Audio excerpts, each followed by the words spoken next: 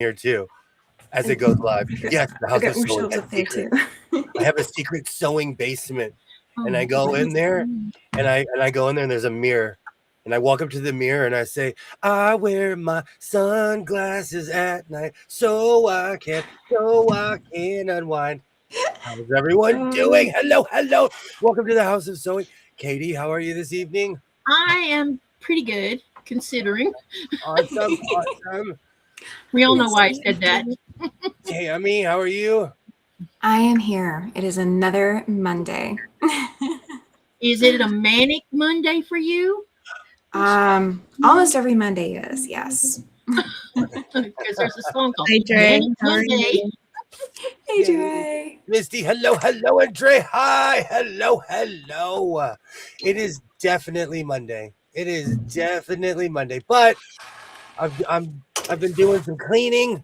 We're gonna do some sewing tonight. We are. We're gonna put William's butt to work.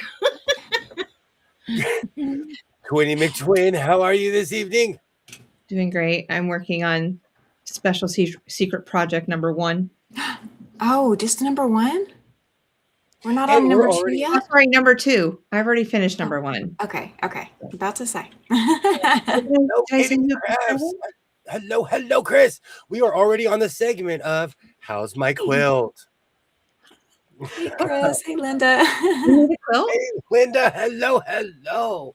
You're making blocks. You're making your own quilt? You try so hard, and I thank you for that. The House of Sewing just absolutely commends you for that. Well, can't blame her for trying. If you look at my video, it makes an appearance. It does. FYI. The one thing I didn't watch today. All right. I will be in a second. Okay, good to know. Thank you. Well, yeah, it makes an appearance, but just a little swash of it, not everything. So good, yeah. Fun. But yeah, we got lots of going on. It's Monday. It is definitely Monday. I knew the kids felt like it was. Is it a full moon? I forgot to look it up. No, it's actually a beautiful half moon, at least where I live. Well, I think the kids think it's a full moon. Let me tell you. I don't know. I like to go outside and stare at the moon. Plus, my front door is just perfect. Look out my front door, and the moon is right there. Hi, Linda. How are you doing? Welcome in. Oh, that probably means that if I go look out my patio door. Right now, all hell is breaking loose outside. Oh. Again. No. Oh. Are you talking about nature? Yeah, Mama Nature's pissed off again. Aww. But at least Nikolai made it to Nuke without any incident, so there's that. Okay. That is good. Yeah. They might set sail tomorrow. I don't know. Don't know yet. Okay. We'll see. Apparently there's something wrong with the ship again. Oh no. That's not good. No, never good. No, it's always something with that particular ship. I told Nikolai that the company made a big mistake when they sold the Cacoxiac to keep the Agamelik, because the Agamelik does nothing but cost them money. Or maybe that's why they had would have had a harder time selling that boat. They haven't sold it. That's my point. They should have and kept the Cacoxiac, because the Cacoxiac wasn't costing them any money. True. Hey, Jennifer, welcome in. Jennifer and Donnie, how are you? Welcome in. Hello. Hey, Jennifer. You're not familiar with this now? So, it's just Jennifer, right? Jennifer and Donnie, both black. Who is Donnie? I don't see Donnie. Her husband. Gotcha. They're using the same profile. On Monday night. On Monday night. There's 2 of them in there. Okay. Yeah. Gotcha. Oh, okay. Yeah. I thought that was Donnie. her. Hi, Donnie. I haven't been meaning to leave you out, Donnie. Yes, they have. Now I just have I wear my just stuck in my this song in my brain. I'm glad you have the. Oh, did I take it off? I have another song stuck in my head from the 80s. Do you know the second you said that? Right now, I'm still on a I Dimash. almost played it for you, but I was like, nope. I was trying to get it out of my head. Yeah. Butterfly, good evening, good evening. Great to see you. Welcome in, welcome in. Butterfly has been here since the very beginning. I want. It only took me like 6 years, but I got organized in this room. And this is not the final form. I actually ordered another one of these racks, so everything over here is going to be gone by Wednesday, except for the TV. Ooh. Well, the TV's gonna have to move up. The little TV? Everything's going up a foot, and that one still works too. Oh my! Are you gonna hook it up? Is it gonna be part of central control? I don't know. You know what? After further review, that thing takes so much power. I turned it on last night. I have a Steven Seagal VHS that I use to sacrifice in new and old VHSs. Okay. Because I don't care if it gets destroyed. And hey, Denise, welcome back. Oh, Denise, we've missed you. Hi, Denise. Welcome back, Denise. I hope you're feeling better. I hope you're feeling a lot better. Thank you so much. It took a while, but I finally got organized. And everybody was showing me how they organize their fabric. And I'm not even saying this to be funny. I was taking notes. I was like, okay. He was. I have a lot of the stuff too that I need. Thank you, everybody. Thank you. And I didn't know you could use comic book boards to fold fabric. I'm gonna go crazy. I have a ton of comic book boards. Thank you, Butterfly. Butterfly has seen every inception of this room. Yes. Well, that is great. See, I knew she would love it. It's about time. I'm waiting for Kilroy to see it. Kilroy, where are you? Paging Kilroy in Pennsylvania. Paging Kilroy. Somebody get a hold of him. Send him an email. I'm not even done yet. I'm not even anywhere near done. Yeah.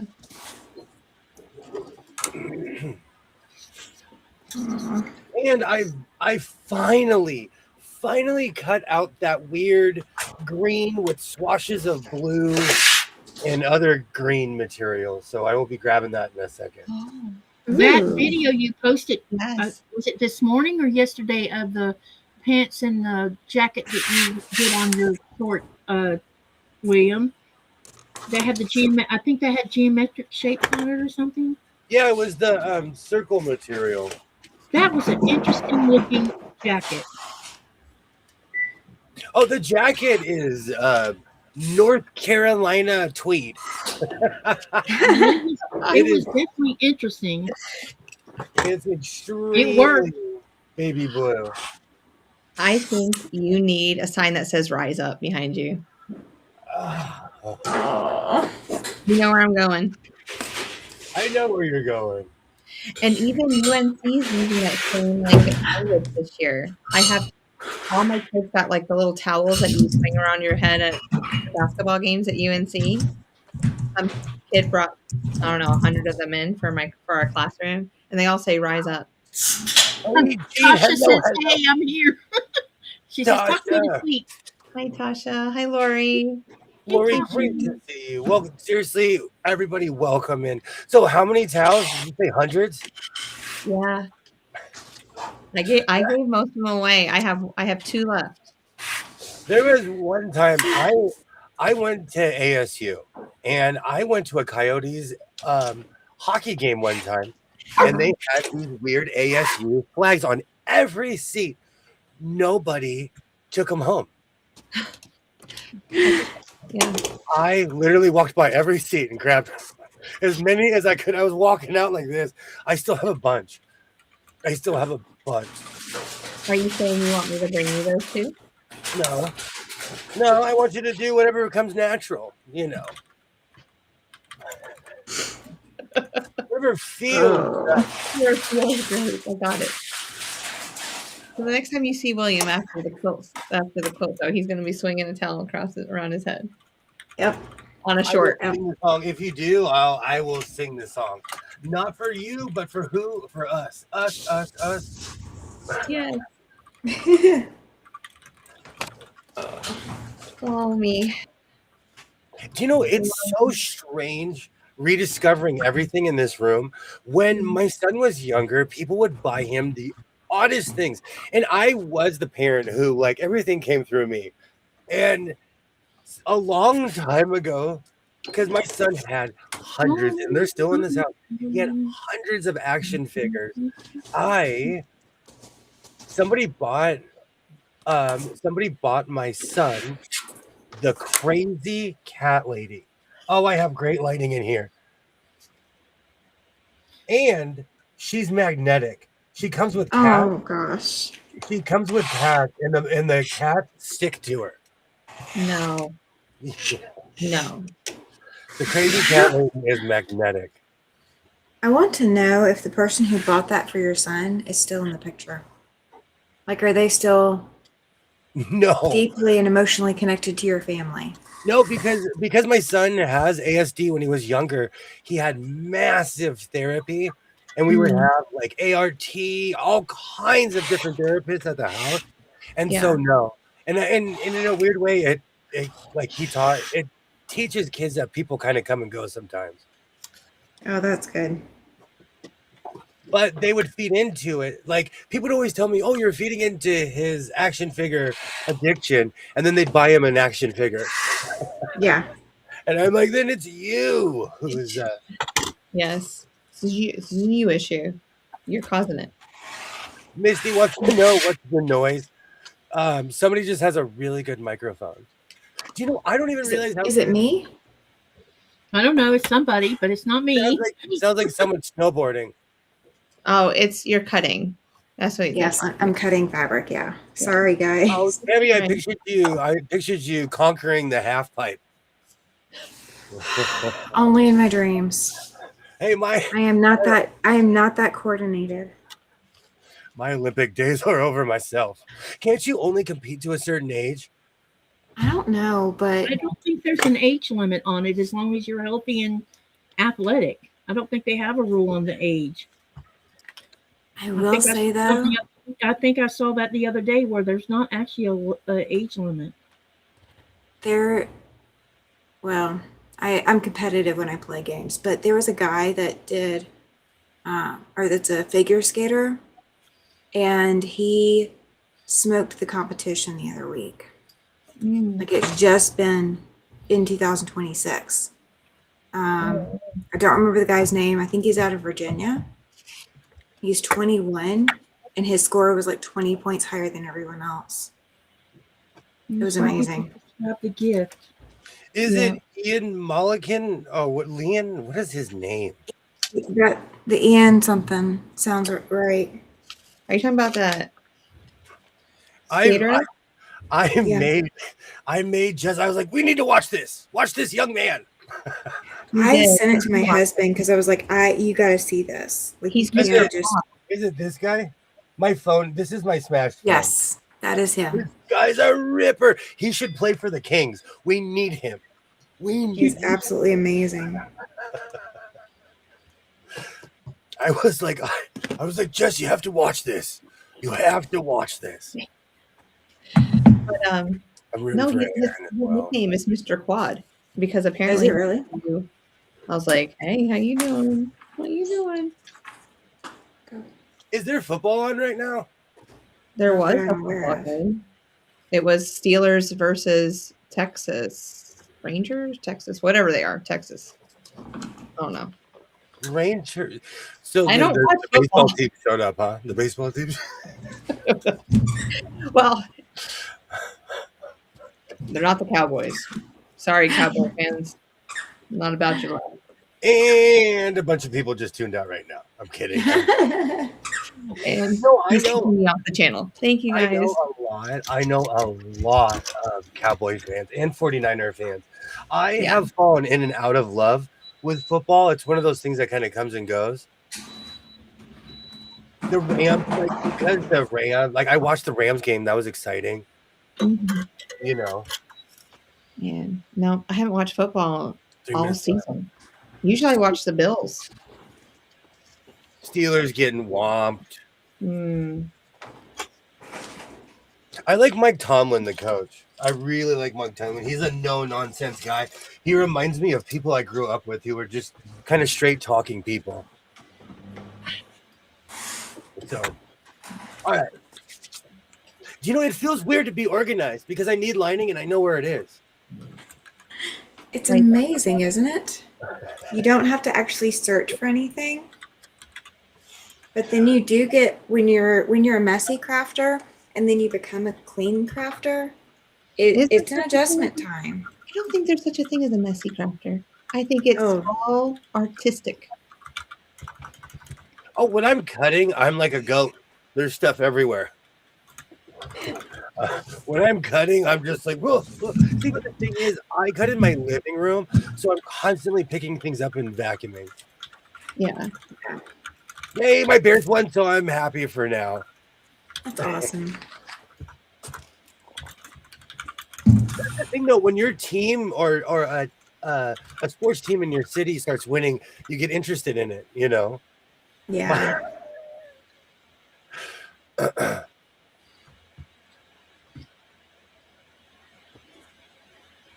Awesome. I need to go grab my thing. I'm a bit out of it because my sleep cycle's off, and I just need to go into my cave and sleep for like 10 hours. But as an adult, you don't get that option. No, you do not. Not right now. No, I get it. So it's good. I used to say bad coffee, but it's good coffee and sewing now. Yeah. I have 2 cups of coffee sitting here just so I can make it through. I so need caffeine. Today was the first day back for my son to be back at school. Mm-hmm. And, you know, I kind of forgot about the mayhem of the parking lot. And I just wanted to say to that person who bought their child a Porsche for Christmas, I'm fully insured. Your daughter almost hit me today. I see a bad future. And she apologized. I said, no, it's okay. Because you're going to hit me one day and you're going to buy me a new car. I am fully insured. I don't care if I'm driving a jalopy, a rickshaw. It is fully insured. That's funny. I'll step up and get I'll get the 2020 Flex.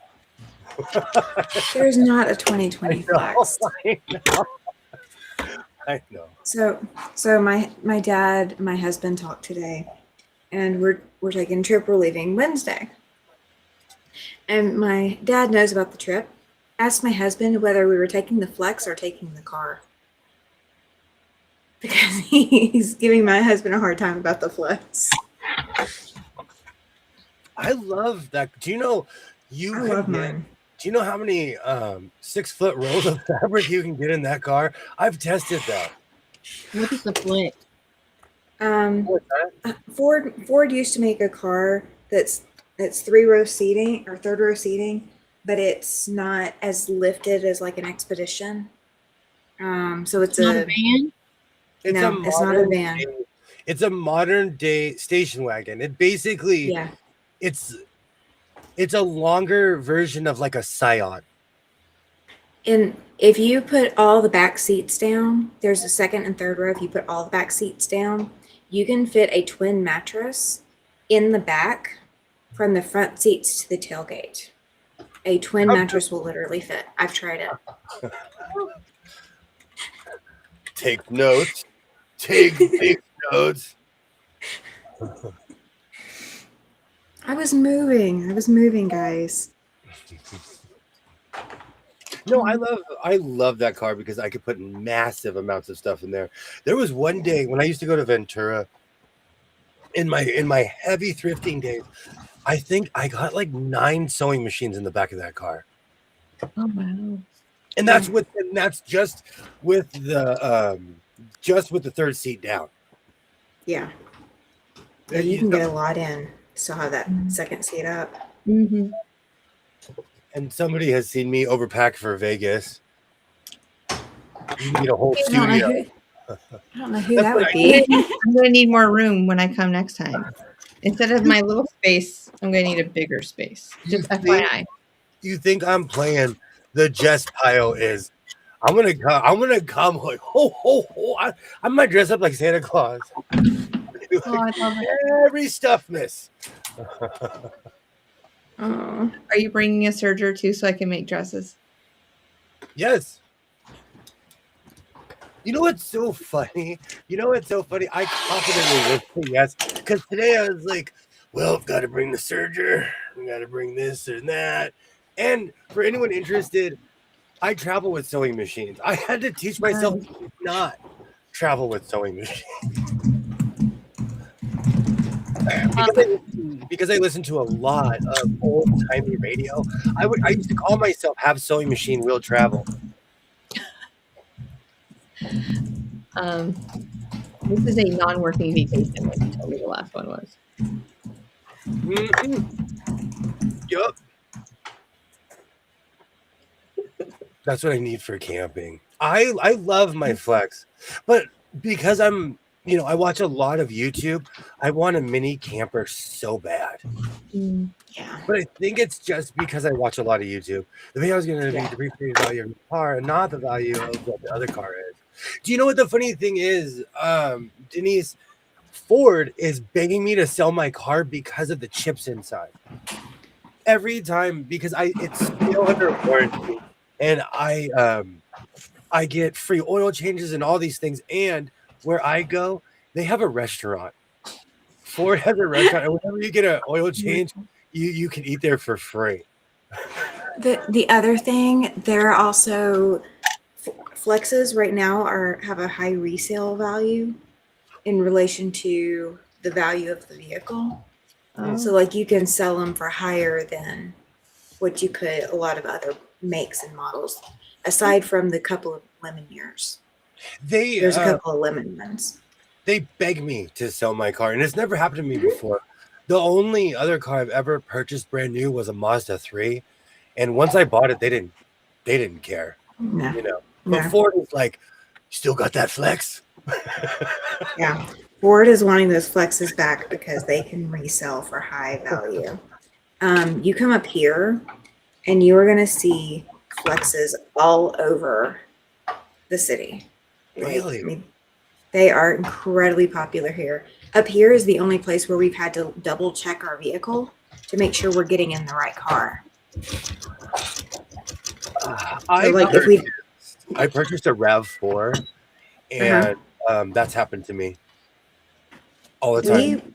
We have a black RAV4. It looks like every other vehicle on the road. Like there's a this is nothing new. Every year they copy body types. If you look at 1920s cars, 1930s, it's all kind of they followed a formula, and so this era is nothing different. Yeah, but I felt it kind of made me feel better. One of the moms at MMA, I'm sitting in the car and I'm kind of listening to the radio. She walks up to the car and she's doing this. She's like, "Why will the door open?" And I rolled the window down and I was like, "I'm so glad that you did this," because I do this all the time. I'm that guy. That's funny.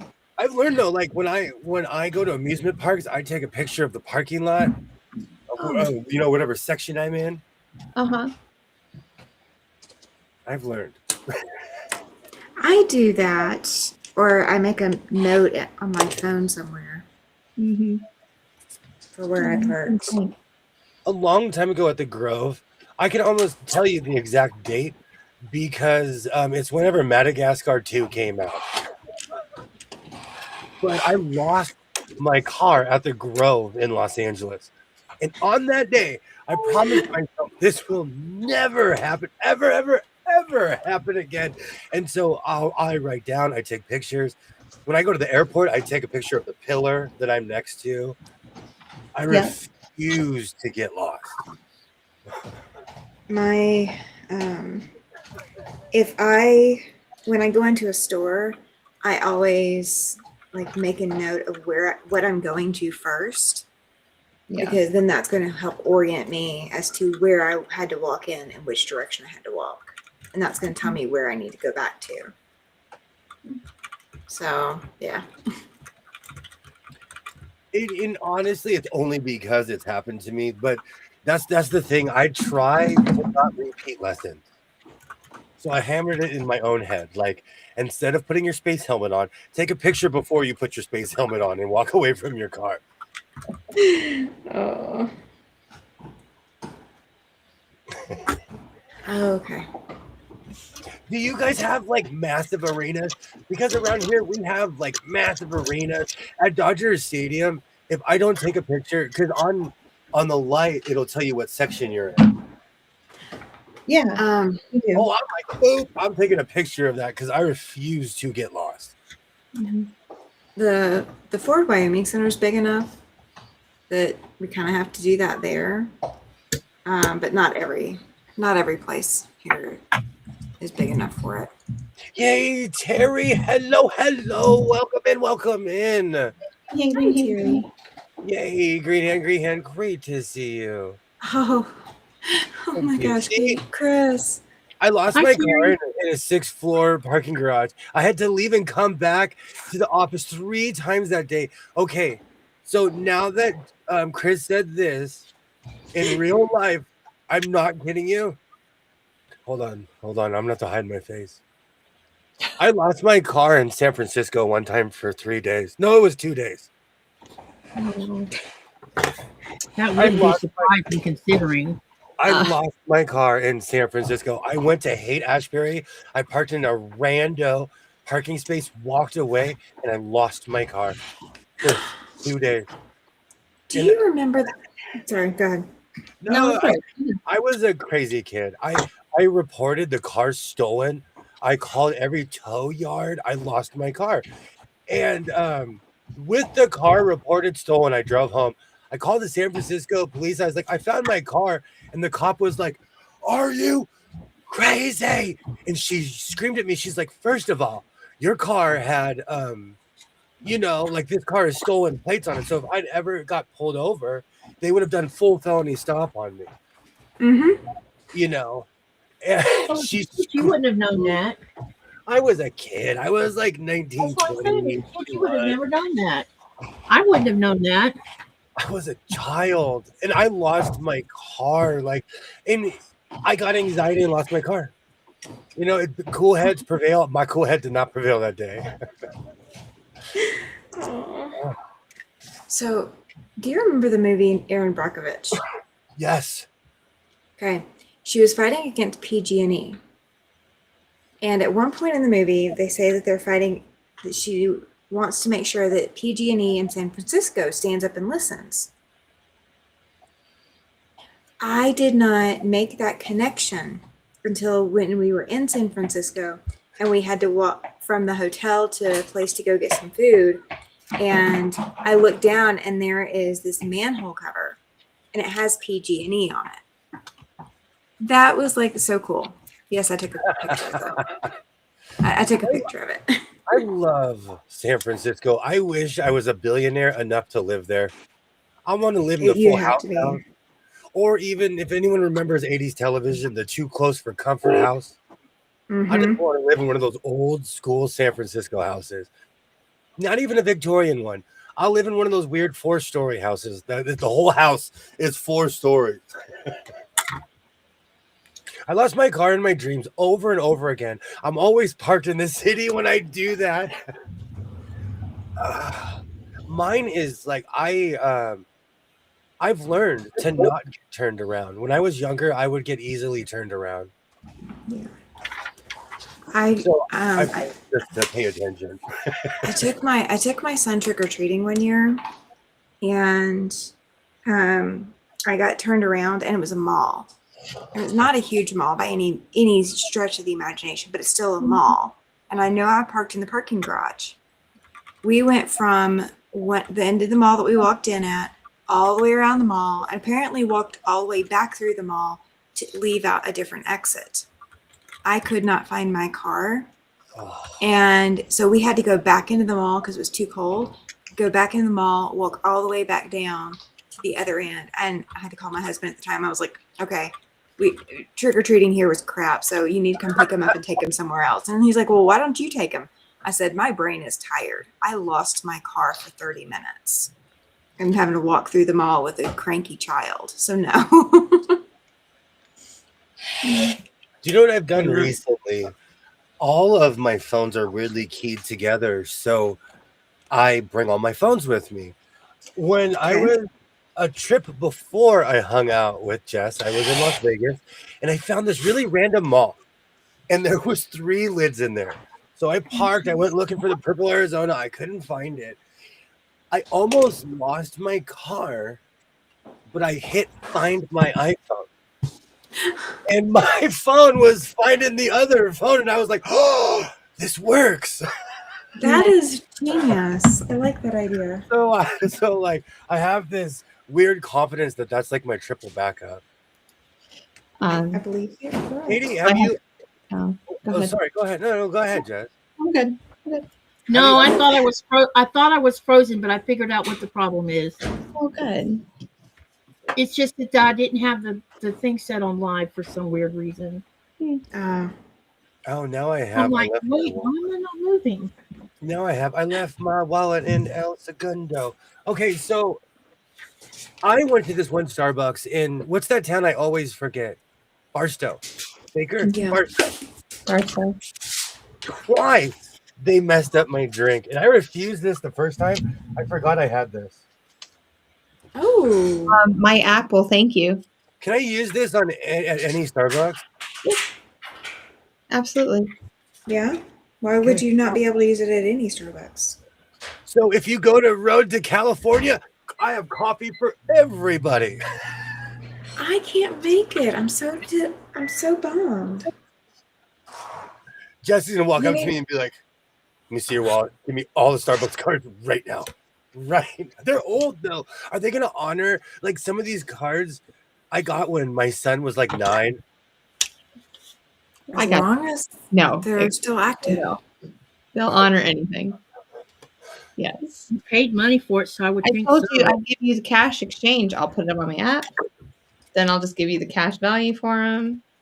I think I have an old Target card in here, but we've had this discussion. I rarely go to Target.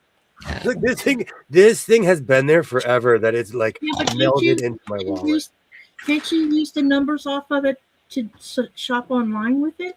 Yeah. On the Target one, if you don't visit Target personally, Yeah. My I'm wondering local, that. Can't you do that? I'm gonna try that. My local Target, you got to put on boxing gloves. People famously got in fights over Stanley Cups. In my all kinds of crazy stuff has happened in my local Target. My town 'Cause, cannot handle everyone. I order things for Thomas, and all he has to do is go up to Target. They have, that outside thing where you go and pick up whatever you order, Yeah. and but they also deliver too. I've done both Oh. to keep things simplified for him. Why does William, this in my dream, I used Sirius radio signal to find my car. I woke up and wondered if that would work. You know what? That probably would work because they have to find your actual vehicle when you re-hook it up, which actually I have to do in the next couple of days. And no, I have not hooked it up still. It's okay. You're listening to your songs. You have your. Are you still listening to that one CD? It's my phone. You mean Huey Lewis in the news? Yeah, that guy. It's not that one. And that's I have sports in there. It's one of the greatest. It's one of the greatest albums of all time. I couldn't remember.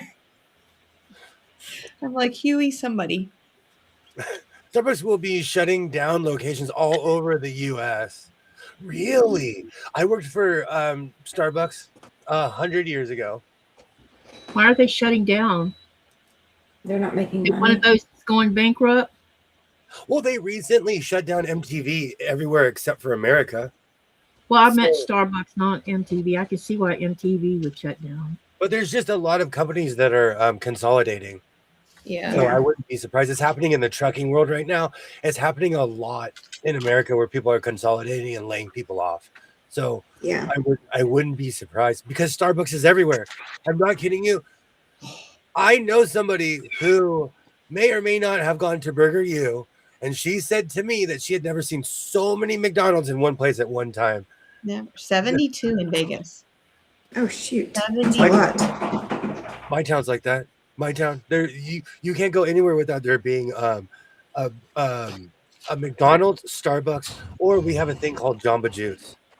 Something Yeah. just Had did some. something just fall down on the floor? Oh. My ice machine just dropped ice. Oh, is that what that So- was? That must might be be. That's what we've been hearing then. Okay. Tammy and I have the exact same microphone. Your microphone is amazing. I was like, I is- kept hearing, it is- sounded like something was being dropped, and I'm like, what is that? Oh. Yeah, that's the ice machine. I did not realize that when I made a slight adjustment earlier that it really like amplified everything. So That's why everybody was asking, what is that sound? yeah. Oh, that means that if you guys hear the neighbors upstairs, you'll actually be able to hear them at my level. 'Cause I MTV knew I wasn't making any noise. MTV shut down everywhere except for America. And it was really sad because the first song they ever played on MTV was Video Killed a Radio Star. And the last song they ever played on all of the other stations was Video Killed a Radio Star. Yeah. And I was playing. Go ahead. Oh, go ahead. I was playing music in my headset the other night. Was that Friday night? Yeah, maybe. No, it was last night. I was playing music in my headset, so I couldn't hear the neighbors upstairs because they're that bad. And I was playing rock music. And I was trying not to sing along. Yeah, that's what I was trying not to do the other night when we had music cranking from our bedroom while we were running a live. Yeah. You guys are 'Cause totally it was cranked up. It was cranked up very loud, but Zoom doesn't allow that noise to filter in on it. So You're reminding me of my neighbors that got a divorce. I'm not happy for their divorce, but I'm glad that they stopped having parties. I live in a very quiet neighborhood. I'm probably one of the I'm in my 40s and I'm probably one of the youngest people that owns a home around here. And so it's a sleepy neighborhood and they moved in, they were in their 20s. Man, they paid $1 million for that house. But anyways, for a 3-bedroom house. But anyways, all of a sudden you'd hear the boom dida boom dida boom dida boom dida boom. And they were just having these ragers. And every time the Rams played, the Dodgers played, the Lakers played, they would have 20 to 30 people at their house. Wow. I want to be that popular. well, we don't play our music loud all the time, and besides, we have neighbors next to us that when they're drinking, I have to crank up stuff from that bedroom because I hear all their racket.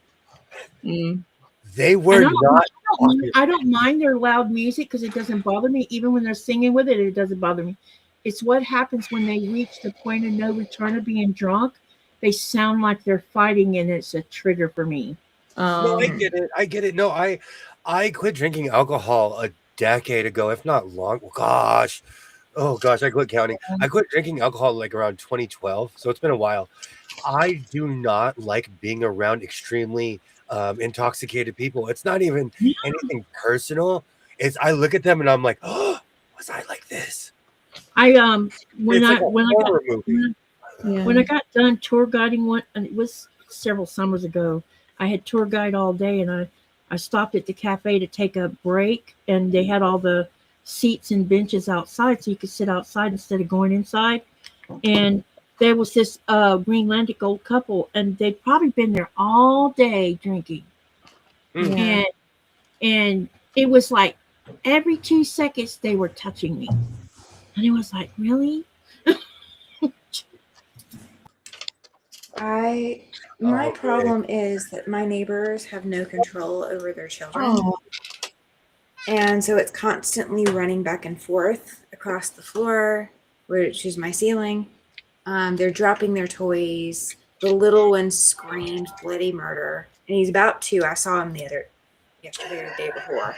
He's like 2, and so They he's make just 'em with throwing megaphones. tantrums. They make them with megaphones right here. The megaphone is from in their throat and comes out their mouth. Their kids are just. He is just Yes. I used He to is look at my bad. son. I look at my son and be like, "I'm loud. Why are you so loud?" This kid has got some lungs on him, and it would normally be admirable, but I lost my admiration probably 2 weeks ago. Mm. I've just hit that limit. Yeah. Oh, mine, summer of '81. I remember sitting in front of the TV watching that first video. It was sad to me. It was actually sad because a lot of my life, I watched MTV as a kid.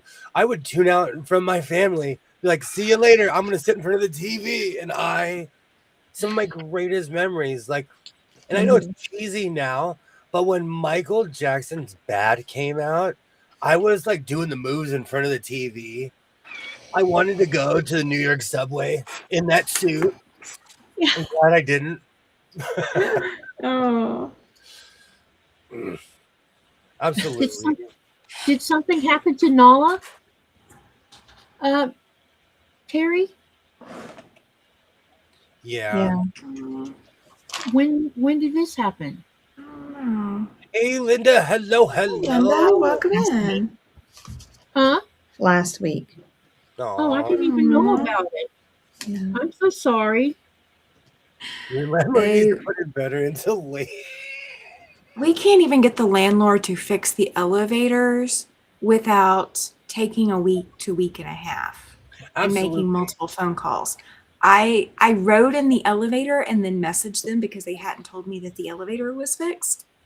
And so I messaged them while I'm in the elevator that's working and going, "Hey, can you give me an update on the elevator?" It took them 27 hours to respond and tell me that it was finally up and running. They're not going to insulate this place. Terry, I am so sorry. I am so sorry. But isn't that room kind of insulated with all that fabric there?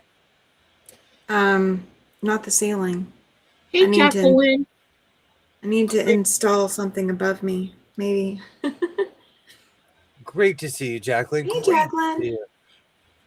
This room is weirdly dampened with all the stuff in here. But I also, like, there's cabinets along the wall. So this room was dampened even before I filled it. Well, like from here to the master bedroom, or here to the living room, or here to my husband's office, or here to the kitchen or laundry room, it's dampened that way. But upstairs to downstairs, there's no dampening it. I get it. It was cheap build. I've never lived downstairs. I've only been an upstairs neighbor. Yeah, and quite honest, live in an apartment. I nervously pace. I would hate to live underneath me. That's why I have to live in the house. When you were talking about the whole time about the kids, I was like, I'm so glad my son was raised in this house, because he was a terror too. He would run around the house just, I'm going to do laps. And I'm like, go ahead. Ahead. I'll put a finish line right here. Go ahead. Do laps. When we looked, we were looking for a ground floor, but they had none available. And it would be another year and a half probably before we could get a ground floor, because there's a waiting list, and they were going to charge us extra for getting a ground floor. So like they weren't even going to be fair about it. Well, they're popular. So yeah. I mean, I would charge extra too if it was higher demand. Yeah. Business. Yeah. It is. It is. I thought about that. I would hate to be. My parents used to tell me all the time, you better make a lot of money. That sounds to me like just pure greed, in my opinion. It is. You charge extra because you want a ground floor? As somebody who's kind of a landlord, it all depends. If you do not fix your own property, then you're a slumlord. That's what it comes down to. If you can't keep the upkeep, then don't even get me started. I'm gonna get on my high horse. Well, so we've had issues with water coming in when it rains really, really heavy. Yeah. It doesn't matter what we've tried to do differently, the water still comes in. And it's not related to anything we're doing. It's related to the way the building was made. Yeah. So the maintenance guys will come and they'll like stimmy off the problem just enough to get us through that rainstorm. But there's never any like follow up, let's fix this. Okay. It's just, get us through that storm because they've got all these other apartments with the same stupid issue. Yeah. Like they're bleeding and can't fix it. I didn't want to live above anyone. I don't want anyone complaining about my walking in the first place that I have someone above me. Well, we do live above one lady, and since I've watched how late I sew, and I don't long arm past 8:30 at night, she doesn't give us grief anymore.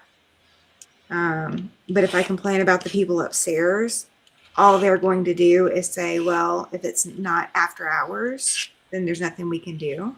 Yeah. And then when we ask them about what about the after hours, because these people are, letting their kids run around at 11:30 midnight, and screaming and making all kinds of racket, they're like, well, I don't know what you can do. And we're like, okay, well, you're the landlord. You're supposed to take care of it. To be fair, But they don't. Toddlers are like possums. They wake up at night. Yeah, I don't know that you could do a thing about it. They're too young.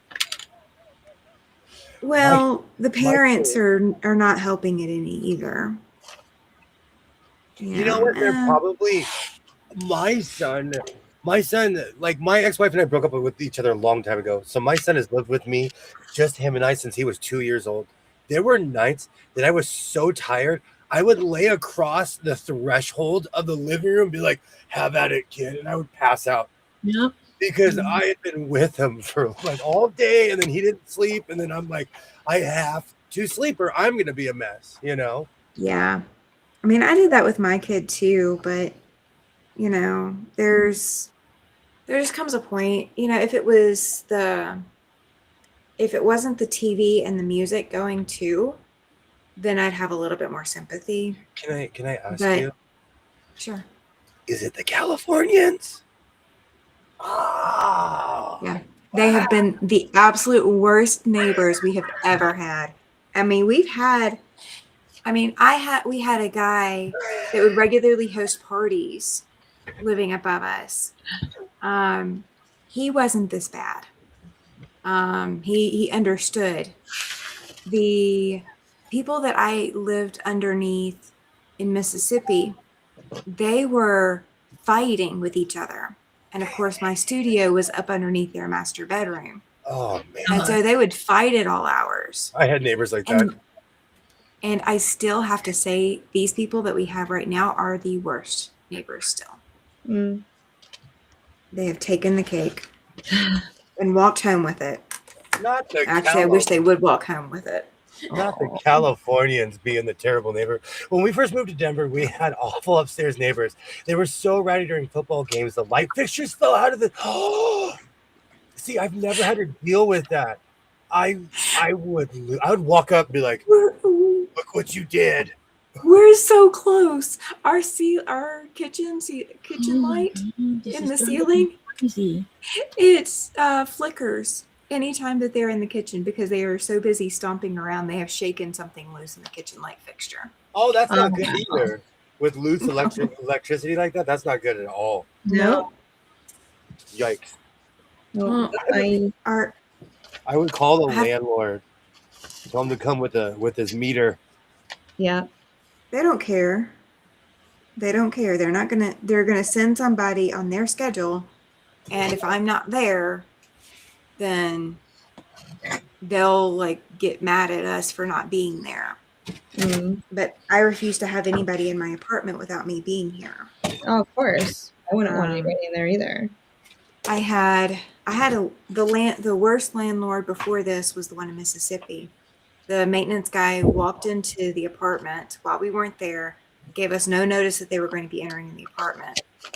He was out there to change door handles because they got a complaint from HUD about the door handles. And so they were out there changing the door handles that they had told me 3 or 4 months prior that they couldn't change, that they didn't have any, ability to change it. But while they were there, the maintenance guy, I have it on camera, he sat there and moved things off my desk to look inside that computer that I Wow. had just built. Yeah, he was moving stuff around on my desk. No. So I called for him to be fired because I didn't trust them, because they'd been in my apartment 4 times that I could document without us knowing and without us being there. Yeah. And Man, that's such horseshit, man. it Sorry is. for the So, language, but it's horseshit. yeah. So that's why I don't let people come into the apartment unless I'm here Yeah. or my husband's here, because I refuse to like have those nightmares again. Yeah. Terry says, I had a neighbor that would let them play basketball in their bedroom and they'd have picture for. Okay. Thankfully, we're not that bad. We're not that bad yet. I had Knock horrible on wood. neighbors living in the house next to me. Now I don't. I'm the bad neighbor with the music out in the garage. You know what's funny? I noticed after I built my studio in here, I noticed one by one my neighbors started putting computers in the garage. My one neighbor, he built an office out in his garage. He told me to my face, he's like, "You inspired me. You inspired." He's the one that's an ex AAA baseball player. Oh, okay. Well, They're good neighbors. They're really good neighbors. I have other neighbors that are pretentious and think the world belongs to them. And you let them move upstairs above me. Sorry. No, I always jokingly say that like people where I'm from act like that, but I think it's just a mindset. It doesn't matter where you're from. There's always somebody there. Yeah. Some people are just entitled. That's part that I would hate coming in while I'm not home. That is a pet peeve. My daughter and sister-in-law play I'll sign this. My neighbors listen to great music, whether they like it or not. Oh, I need that song. You know what? When my son was younger, I wanted him to have. I didn't want him to have headphones when he would play the PlayStation. And after about 6 months of hearing other people and him just say awful things to each other, I was like, I bought you headphones. I bought you headphones. So I wear my headphones. Sounds like you need to contact our rental property manager. It seems to me you have legit grounds. Absolutely. I need State Farm. For real. Does that work? Like a good neighbor. Stay over there. Nope. So the rental property attorney, so apparently my complex doesn't qualify to be managed by HUD. Like HUD will not touch my property, my apartment complex. So I can't fight them through that. So I have started looking for an attorney because it's gotten just to ridiculous points. And this is why I never got into yikes. This is why I will never own an apartment building. I will never No. Yeah. It's too much. It's a lot of hassle. When I painted the door, and I just live here. She said I scared her. You know what's so funny? My neighbors know me. I'll do this. I will do exactly what Terry did. I'll go to your house and knock on your door. And I'm not rude. I'll say, excuse me. I don't know if you know, but we can be as crazy as we want from 10 to 10. But any time not from 10 to 10, you cannot be. At least where I live. It's just out of courtesy. I mean, come on, people. My son. You would think. When I walked outside, he's like, I'm going to go work out. And I told him, be done by 10 o'clock. Scream at the moon. Be done by 10 o'clock. And Linda's like, I live in the country. Yes, I'm jealous. See, and I've always lived in the country until I moved down in North Carolina. And then I've always lived near people. So it's just so different.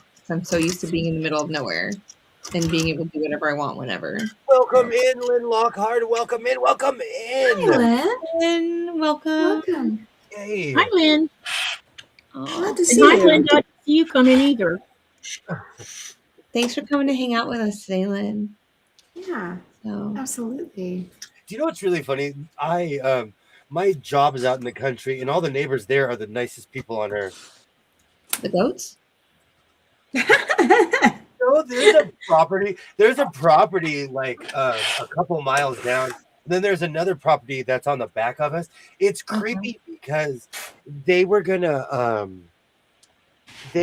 build a housing tract back there.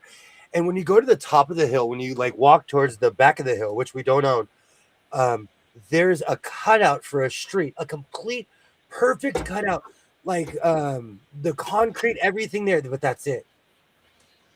So it's creepy because it's just a street. I guess they lost lost the money. city. They know this for real. They lost money, but they had to close it off. They had to close it off because people were drag racing on there. Yeah. Oh, Oh wow. some couple people ruined it for the masses, huh? But technically, I go on there all the time because the only one who would be calling the authorities is me. Hey, Tammy. Uh-huh. Look what I got. Mm. Uh-oh. Maybe I'm not going to show you what I got. Oh, here it is. Oh, look what I have. Thank you so much, Lynn. Thank you so much. Welcome in. Oh, Go ahead, Katie. oh, good deal. Yay. That'll be awesome. Yeah, now I got to figure out how to set it up. But I made a mistake. Nikolai doesn't see it as a mistake. I see it as a mistake. So I bought mics for both of us. It's one of the set comes together in a little kit like this, Okay. and it has 2 mics in here, but it also has this piece. So when I got to looking at the instructions, you know what it says? It says plug it into the bottom of your cell phone, and I'm like, oh my god. Oh, So I don't know if I can plug this into my laptop or not. Yeah. It might be Bluetooth too. So Oh, usually, I thought of that. usually the piece that they have you plug into your cell phone is plugging into an audio jack, or it's subbing in for Bluetooth. Uh-huh. So look at all the paperwork on it and see if it's got the option for Okay. Bluetooth. I hope so, because the idea was so people could hear him because he sits on the Yeah, absolutely. Otherwise, I'm back to square one again. You know what? I have a bunch of stuff like that in here that's not compatible with anything I own. Because I would buy something. I read it right. I don't know what I was thinking, man. I do that. Don't worry. I do that all the time. Wait, let me ask you a question. So if it's Bluetooth, does that mean you have to Bluetooth it to the phone, or can you Bluetooth it to the laptop? You should be If able your to. laptop, if your laptop can support it, then yes. Okay, because Um, our computer and laptop has Bluetooth on it. Just go to the Bluetooth option, turn it on, and see if your computer picks it up or not. Okay, because go ahead. Usually the biggest problem that I find with Bluetooth is that if you have too many items trying to Bluetooth in at the same time, your computer will overload with it. I'm laughing Well, because this is I don't- Bluetooth soup. So our is off Wi-Fi, not Bluetooth. The only thing that's plugged into our router actually is our big TV in the bedroom, but everything else uses Wi-Fi, and I don't use Bluetooth at all in here. Mm-hmm. So then it shouldn't be an issue. yeah, it shouldn't be. But Rita just popped in. Hi, Our residential tech extraordinaire. Yes. I love her. She says that you can also Bluetooth multiple devices at the same time, and I do that all the time. As a teacher, I have many devices hooked up to this laptop right here, and I don't have as many issues. I haven't had one. So, Well, I've got the keyboard and I've got my headset Bluetoothed in right now. yeah. I can probably have another 2 or 3 items. It's when you start getting a lot of extra, sometimes the frequencies will counteract each other. That would be your only issue. So Oh, Katie, okay. My son and I bought my son a JBL speaker that's identical to mine, and we haven't crossed yet. Yeah. Okay. Well, I've never had a problem, and my kids are Bluetoothed out. the And only they're problem in that their I room, which is like literally 20 feet away from me. So, and they It's have like my multiple kids' rooms rooms. over there. yeah, the only problem that I had with any of it is like I actually overloaded Bluetooth at one point. Like there was Sounds like you not need a enough. computer. Yeah. It was an older computer. It wasn't this one, but No. Yeah. I mean, it just depends on what your computer's set up for. That was older Bluetooth too. Are you making a jacket tonight with that green, William? Maybe. Yeah. Maybe I am. Because I'm taking a break from project number 2. You want to come help me with my project? The second you said that, the old Kit Kat commercials got in my head. Give me a break. Give me a break. Break me off a piece of that Kit Kat bar. I am That's as still far as in. I'm going to sing. I'm still in the great tune out, so I'm like, those commercials pop up when I watch things. Do you know those ice cream drumsticks? Oh, I love those. They have Kit Kats. They have Kit Kat versions at the grocery store I go to, and I bought one, and I've had 2 of them, and I'm about like going, oh my word, I need to go back to the grocery store tomorrow and grab 3 more boxes. Do you know what? It's so funny that you bring that up. I went to the grocery store with my son today, and Yeah. I was starving. And this has to be one of the most responsible trips we ever took. And we went just specifically for junk food and something to buy for dinner that we didn't have to thaw out. Mm-hmm. And it was one of the most responsible trips that we've ever taken. Wonderful. And they still did not have the vegetable lasagna. I'm gonna find it for you. Well, I just need one that doesn't feed the 5th Division. I'm not trying to feed the whole army with it. Yeah. I mentioned my apartment complex, and I would never go to an apartment unless there was an emergency. Yeah. We need more honest people like you. Absolutely. Hey, happy souls, love. Hello, hello. Welcome in. Yay. My Bluetooth is connected to my computer. Happy. I am connected. This room is Wi-Fi and Bluetooth soup. Yeah. Yay, welcome in, happy so love. Yeah. Hi, Happy. Hi, Happy. Yeah, I've seen Happy around. Yep, me too. Yeah. So I don't get on Discord as much anymore, but that's where I came across her one time. Awesome. A couple times, we'll say. Discord is not user friendly. Katie, I started an account 7 years ago, and whenever I go on Discord, it tries to get me to go in there, and I can't remember the password. Yeah, I just don't find it easy at all. It's frustrating to me as well. I have a Discord, but I can't get into it. So if you see, oh, go ahead. No. I mean, I went into mine the other day and just, looked for a minute, and I just don't even remember anything that I saw that was worth for me to see. Oh, it's pretty, Katie. Hey, show that again. Yeah, I'm trying to see if it looks okay on the camera. Yeah, it does. It's beautiful. Thank Gorgeous. you. I can put the body part on the bottom. Yeah. Let me show you what Discord is a mess. I think I agree. I agree with that. I agree. Discord is a mess. Yeah. I only go on there just to like communicate with Mona and that little crowd, but that's really about it. So just to see what they're doing, tag a few people. I'm in and out like a storm. I just say good morning. I'm really I think I will always just be a Facebook user because it took me listen, my kids, you remember when we had MySpace? With MySpace, you could set up MySpace just about any way you wanted to, just about. I mean, you could have your own color background, your own color icons, all of it. Then Facebook came out and the kids were yapping and yapping and yapping. You need to get on Facebook. We don't want to be on MySpace. And I'm like, have you noticed that you can't just set up your Facebook any old way you want it? Well, that doesn't matter. But now you couldn't get me on Facebook. No. It's the only way I communicate with my kids, Oh, Yeah. that's pretty. The only thing I didn't like That's about very Facebook in the pretty. beginning was that it wouldn't let me say that I live on Earth. Every time I would put Earth, That's funny. every time I put Earth, Texas would pop up. So there is a town in Texas called Earth. Oh, wow. Oh my gosh.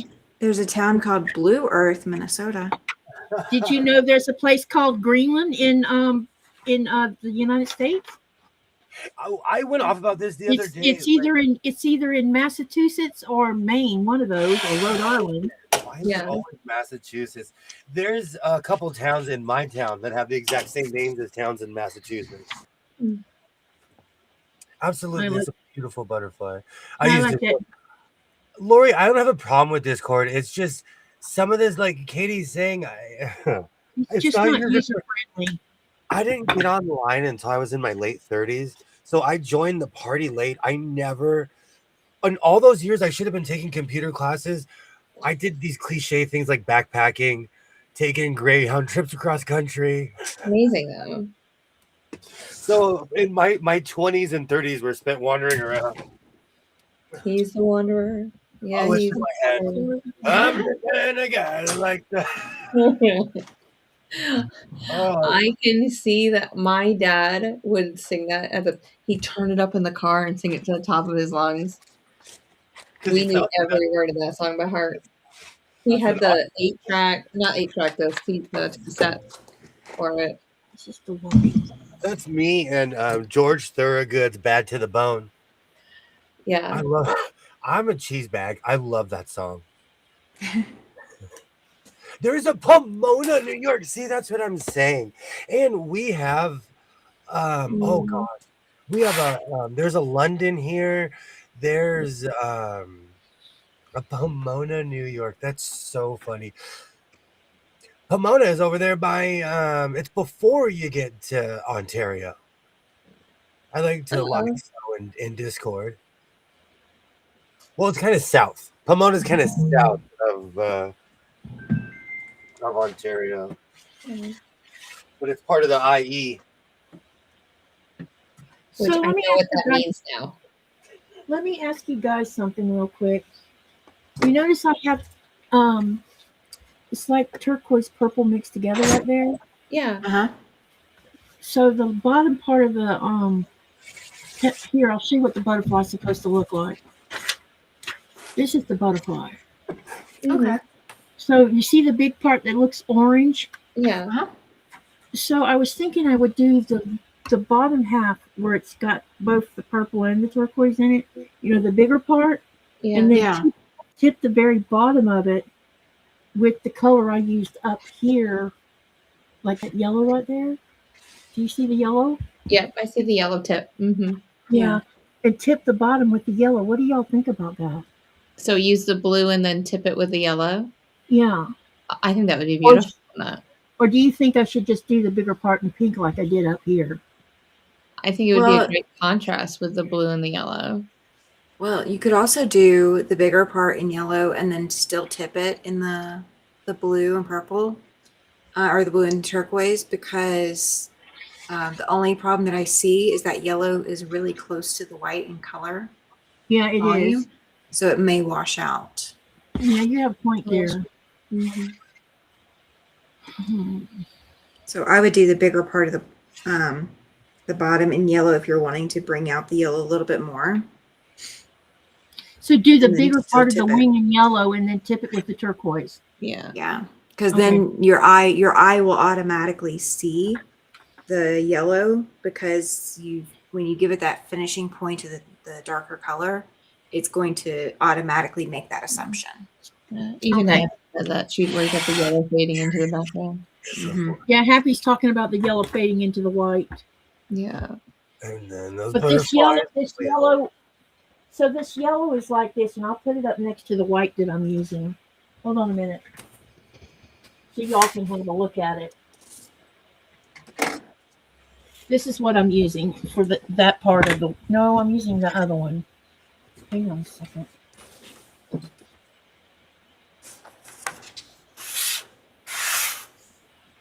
I just have the Wanderer stuck in my head. You're welcome. Full saxophone, everything. Yeah, That's pretty though. I love those colors.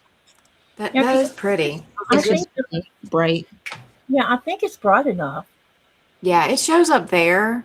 I just don't know once you put it in the block if it's going to show up as much, just being the tip. Well, let me lay the yellow down here on the board itself, and see what y'all see. Yeah, here you go. Now I gotta listen to that song, later on. Oh, it's full swinging in my Yeah. head right now. I think that would look really good as the bigger part of the butterfly bottom wing. Okay. Okay. Either way, Katie, I think it's gonna look beautiful. Okay. Yes, Terry's- tip with toys. I like that. I like that. Happy.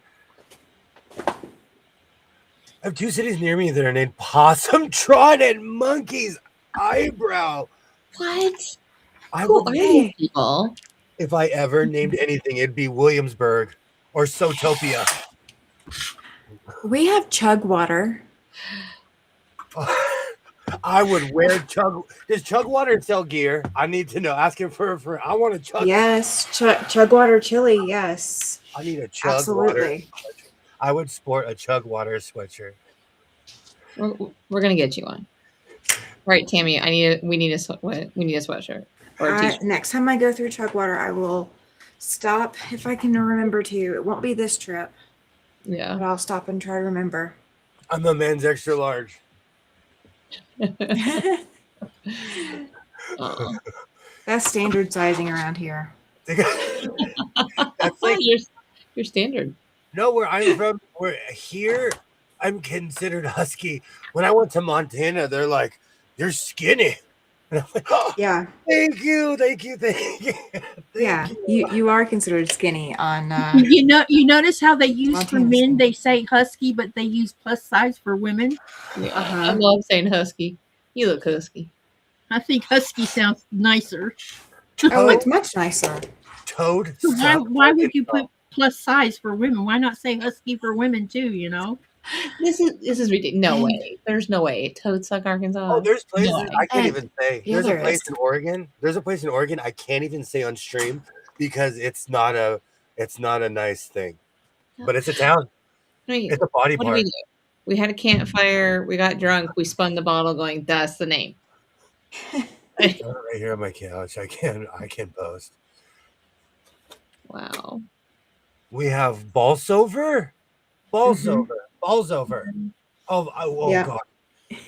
Balls You over. know what is it? It's refashioned hippie always says you should have asked a 14-year-old.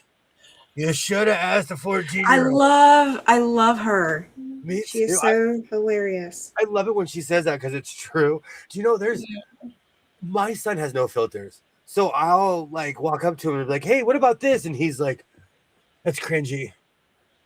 I'm going back in my room. I'll see you later." Oh, cringy. Okay. But I need Lick, that. Yeah. Lick Skillet, Alabama.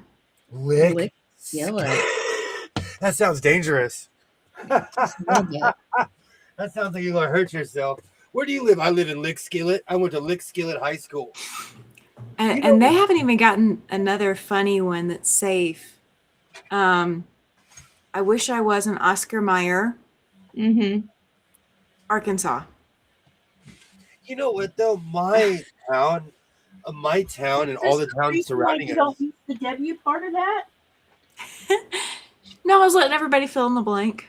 Now that The fill in the blank is the part. Chugwater, Yes. chili. Oh, okay. Yes.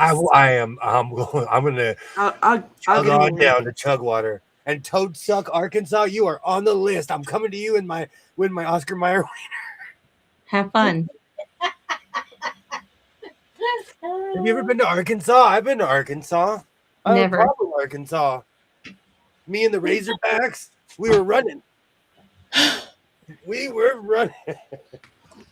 No, never been to Here Arkansas. Here you go, Jess. Oh my. I've been to every. Okay. All right. Thanks. I like that. I keep I've, losing. I've been Oh, to no every state worries. in the union except for Alaska. Oh, no, I'm so sorry. Except for Hawaii. Hawaii is the only place I haven't been. I keep losing body parts over here. Butterfly body parts. Let's classify this. Butterfly body parts. Yeah, I keep losing body parts over here, you guys. Oh my gosh. Okay, Illinois apparently has Goofy Ridge. I would love a Goofy Ridge sweatshirt. Okay, Goofy I don't know Ridge, about that. coming to you.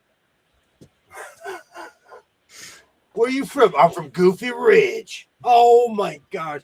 I am going to run with that. Yeah. Louisiana has You Need Us. I live in Bentonville, Arkansas. I had a great time in Arkansas when I was there. When I was a kid, I traveled around the United States of America. I absolutely love Arkansas. Did you have armadillo in your area, Jay? Oh. Let me pull that back out of view. Oh, thanks, Tammy. I'll look into it in a little bit. I saw most of it. You're welcome. I mean, I can go pick it up locally too, so. Yeah. It says 5 business days. Yeah, it's not bad. No. It's a small company. Or it's relatively small. Mm-hmm. And yes, I'm still wait. looking at the city names. Oh, I completely forgot. I should have took pictures. There should have been streamers and a cake. I should have come running out like Rocky. I did not buy a sewing machine today. There was a $17 Kenmore at the Goodwill by my house. And I said, nope. I put my hands up and I said, no. In 2026, I will not buy a sewing machine. We see how long that lasts. Wait, we are 1 hour and 17 minutes in. What's today, the 11th? Mm-hmm. Okay. No. I used to do that. I used to take No, pictures. today's the 12th. Yeah. I used to take pictures of the sewing machines I wouldn't purchase, but then I was like, oh, this is kind of crazy. If someone went through my phone, they'd be like, why do you have a picture of this? I didn't buy it. Because they Well, we're proud of you. Yeah. I'm writing every time for the next couple weeks that he says that I'm writing down, I'm stamping it in my book so that I can make a compilation of him saying it like 20 times. But you have to play that ho ho ho ho, that like prolific music. I will not. I'll make the video and you can put the music to it. And then just show, but it's only when I have an epic fail. But yeah, I'm going to cue it up and I'm going to be like, 2026. I'm not kidding you. I posted it. I'm not kidding you. Every time I pull up a surface, I move something, I move anything, there's a sewing machine underneath it. Like, I'm not kidding you. That flood did me favors. Did that flood ruin your sewing machines? No, because I had everything. I live by what I call earthquake rules. I have everything tied down or kind of raised. I told him, I was like, you might sneak a machine in my bag and bring it to you. He's like, nope, don't do it. He told me that today. He's like, don't do it. Take your stuff with you. But like when we go back to Desert Quilters, if they're auctioning off Husqvarna Viking Emerald, I will put like $50 in that. I won't even sit up here and pretend, because I've had one of those machines and that was still to this day like my, the one of your favorites. Yeah. Well, I might as well just email them and go, hey, what kind of machine you got going on over there? What's going to be on the raffle table this year? When I saw that, I'm like, see, but this year I have plans. I know I know what it's going to be like, Yeah. Well, I'm going to put you on the raffle table. Thank you so much. William's coming. Okay. cool, Terry. I'm gonna go look. I'm gonna get I'm you not a gonna say anything hat else. with a feather. I'm gonna get you a hat with a big feather. Last year, somebody's grandmother inappropriately grabbed me, and Twinny McTwin just loves it. Just loves it. Katie, last year, I had a jacket that said "My So-Called Life," and it had a middle piece, and I put the bottom rocker really low, and she walks up to me and she's like, "I love your bottom rocker." She literally grabbed my butt. You just wanted to feel Oh it. my gosh. But she was well into her 60s. I was like, I'll allow it. I'll allow it. I'll allow. That is hilarious. So I was, and she knew what she was doing. She Of knew course it. she did. Somebody's grandma was like, "Oh, sucker! I'm getting a grope. I'm getting a grope." That's why I said we're gonna put him on the auction block. She wanted me. Oh man. Oh man. Where did we cut the vest bag? Using fold fabric. If you can hang better, no matching or patterns needed. Well, that's gonna have me snickering for a little while. I was groped by someone's grandmother. By someone's grandmother, I was. But whatever. Don't move it. You gotta wear it again this year. Don't move the rocker. Leave it there. I still This have. happens Oh, twice. I would not put my. I know. I wouldn't break the rules and touch your butt, but I would comment on oh, it. oh man. Katie, Oh. just touch the rocker. Touch the rocker. Hey man, it's been a while. I'll take it where I can get it. It's been a long time. What's that movie that where someone's like, "I'm just looking at your butt," you know? She got. Oh yeah, the desert. Oh, it was She- Independence she Day walked away when they're like in the. I can't think of his name, but he's down on his knees and he's doing it. I guarantee when we walk in that door, they're gonna be like, "We know you too. I know you especially. I know you. I know you, sir." Do you know you and I should do a class for them. I'm gonna come with a pancake truck. I didn't like their culinary choices. I'm gonna come with. Pizza. I need. That's all I remember. Oh, Denise, a rocker. A rocker is here. I'll show you.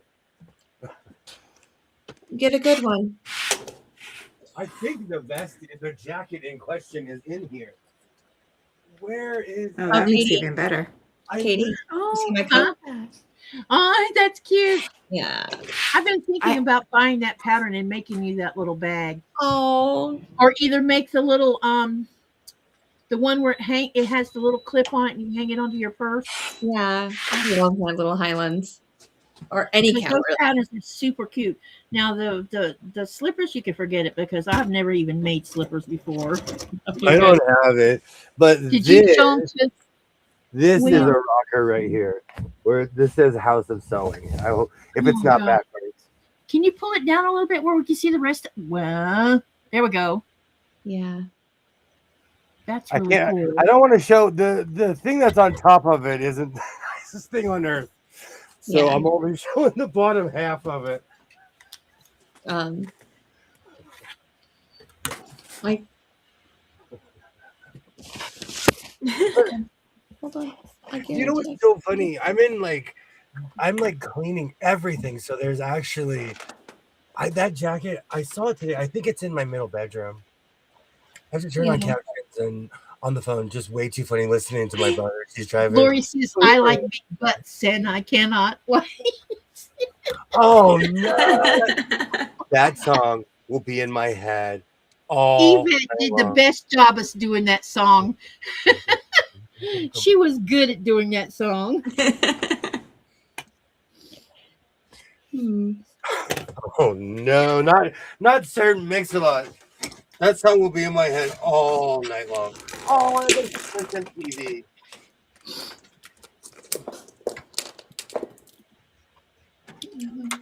It's funny all the good memories we have of people we've met on YouTube. I have amazing memories of people who aren't here anymore, of people who just I don't hang out with anymore, and I am grateful for all of them. I met a lot of amazing people online, and I really miss have nothing Yvette's bad. lives. Yvette was fun to watch. Now you have Sir Mix-a-Lot just on Front Street in my head. I didn't do it. When I was a kid, I lived near a record store, and my brothers and sisters would buy albums. I would buy singles. Denise made a comment, William. Oh, I can't see what you are showing, but is that a statue of the Virgin Mary? It's a patch. It's a giant patch. And there's actually a patch store that I want to go to. And if you're in the Los Angeles area, I believe it's on 2nd Street. It's in the Garment District. It's off of one of those. I don't know. It's not 2nd. I'm getting that confused with Portland. It's off one of those side streets that's in the main strip of the Garment District. When I go, I will give directions on how to get there. The rocker part, Denise, is that curved shaped patch that said the house of sewing. That's the one that's the rocker. The other one, the one that was the statue, is not the rocker. There we go. I don't know why I didn't show these, but Yeah, this is there the you go. rock. Yeah, so it could be going curved up or curved down. I had to learn it myself. I forgot about this. I'm actually working on another one right now, because why work on one project when you can have 15 going at once? Oh, I mean, it's a law not to do that. Everyone has 10, at least 10 minimum. projects going on at one time. I'm above average once again. Last night I was like, okay, William, I got all my patches with all my jackets with pins, and I'm like, you will finish all of these. But it's the school's back in session. I read books. I get some of my best reading done waiting for my son. Mhm. Or like last year, I started sewing. I can't believe how many vests I got done just in the like 10 minutes waiting for my son, you know? Mhm. Because I'm a seasoned parent. I pull up late. I used to come there like a full half hour early. Now I'm pulling up as he's walking out. I was the parent that was always there the half hour early Mhm. because then I could get first in line, and all I had to do was just sit and hang out in my car for a while, and it was great because you can get so much stuff done just sitting there waiting. Because I did not mind. my son's dual enrolled in the homeschool and the high school. I park in the homeschool parking lot, which is coincidentally, conveniently in the same parking lot as the high school he goes to. Mhm. And when people pull up, they're like, "Oh, he's a parent here," and I just smile like this. Like when anybody says anything, they're like, "Oh no, his kid goes here," and I'm like, "Have a good day." Have a good day. Keep rolling. No, there was parking wars, and I did get petty. My truck is 25 feet long. So whenever I would get mad, I would go there early with my truck and block the entire driveway because No. I'm petty spaghetti. I am petty spaghetti. And so, one day I was like, why am I doing this? Because gas in that truck, it's $300 just to fill it. Mhm. So when I drive that thing, I think about where I'm going when I drive that car. As you should. As you should. Oh, you're welcome, Denise. Gas isn't $1 billion where you live. You don't have Nope. to. You don't have to give an organ every time you go get gas. Nope, not here. It actually went up this week this weekend, and I'm really bummed that it went up because I need to get gas tomorrow to leave on Wednesday. Oh, Well, it's 267 here. Oh, where to be? And then I went to this gas station so many times and bought donuts for my kids that I got a coupon in the mail the other day, like on my phone, saying I get 26 cents off a full tank. Oh, wow. my grocery store does that. My grocery Yes. store does that. I exploit that. My So grocery now store. I'm thinking, all right, when am I going to be out?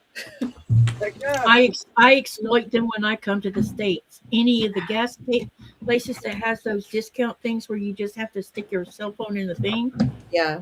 I exploit every one of them while I'm in the States. Yeah. The grocery stores, all of them, just to We're- save money. Well, with me We're- driving just around town, I won't fill up until next week. So who knows? We're sitting at $2.02 a gallon. Yeah. We're And like that's up from what it was last week. ours is $4.60, and I use premium, so it's like basically $5. Yeah. They Yeah, I'm cap just it thinking- under 5. They cap it under 5, but like when you get to 4.75, that is $5. Yeah. Yeah, because you have taxes. I just round up and go thus. Gas tax. Mhm. Gave $2.42 a gallon today. It's so expensive where I live. It's unreal. Our How gas much is it in California right now? it's like a little bit under $5. Oh, so it hasn't changed since the last time I was there then. Not at all. Okay, that's I figured as much. Well, it's gone down a solid 10 cents You it know was who like has the cheap? You know who's cheapest on their gas is because Florida's expensive on gas too. But you cross the Florida Georgia line and it's like $3 difference cheaper. Arizona's like A lot of Floridians would go across the smokers would. A lot of them would go across the Florida Georgia line just to buy cartons of cigarettes because the cigarettes are cheaper in Florida or in Georgia than they are in Florida.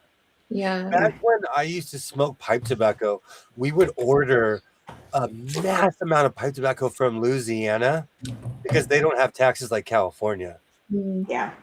And we would get like 8 giant cans of tobacco for the same price you would get 2 in California. That's crazy. Yeah. I don't know how anybody affords to smoke these days, though. We were No. talking about that. It was different than though, like when I quit smoking a long time ago, but I said when cigarettes hit $5, I'm gonna quit smoking. When it hit $4.50, I quit smoking. Mm. Wow. They're Reality expensive- set in. They're expensive even here. Let me see. They cost, I think, 89 kroners now for like a pack of 10. 10 cigarettes in a little box. Because they went up on the cigarettes again.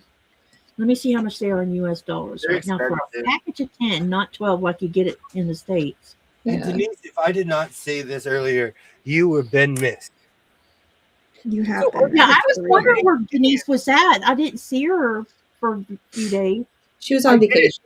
I only did it a couple times, and yes, it was extremely heavy. So Yes. 89 kroners is $13.89 for a pack of cigarettes that only has 10 in it. Oh. So, Tammy, I'm reading ahead too. When's your next clue come out? 15th, this Thursday. So when it comes out, do not panic because the download sheet will not be available until I get done with my appointment. Okay. So if I don't get it on there beforehand, it's not going to get on there until after.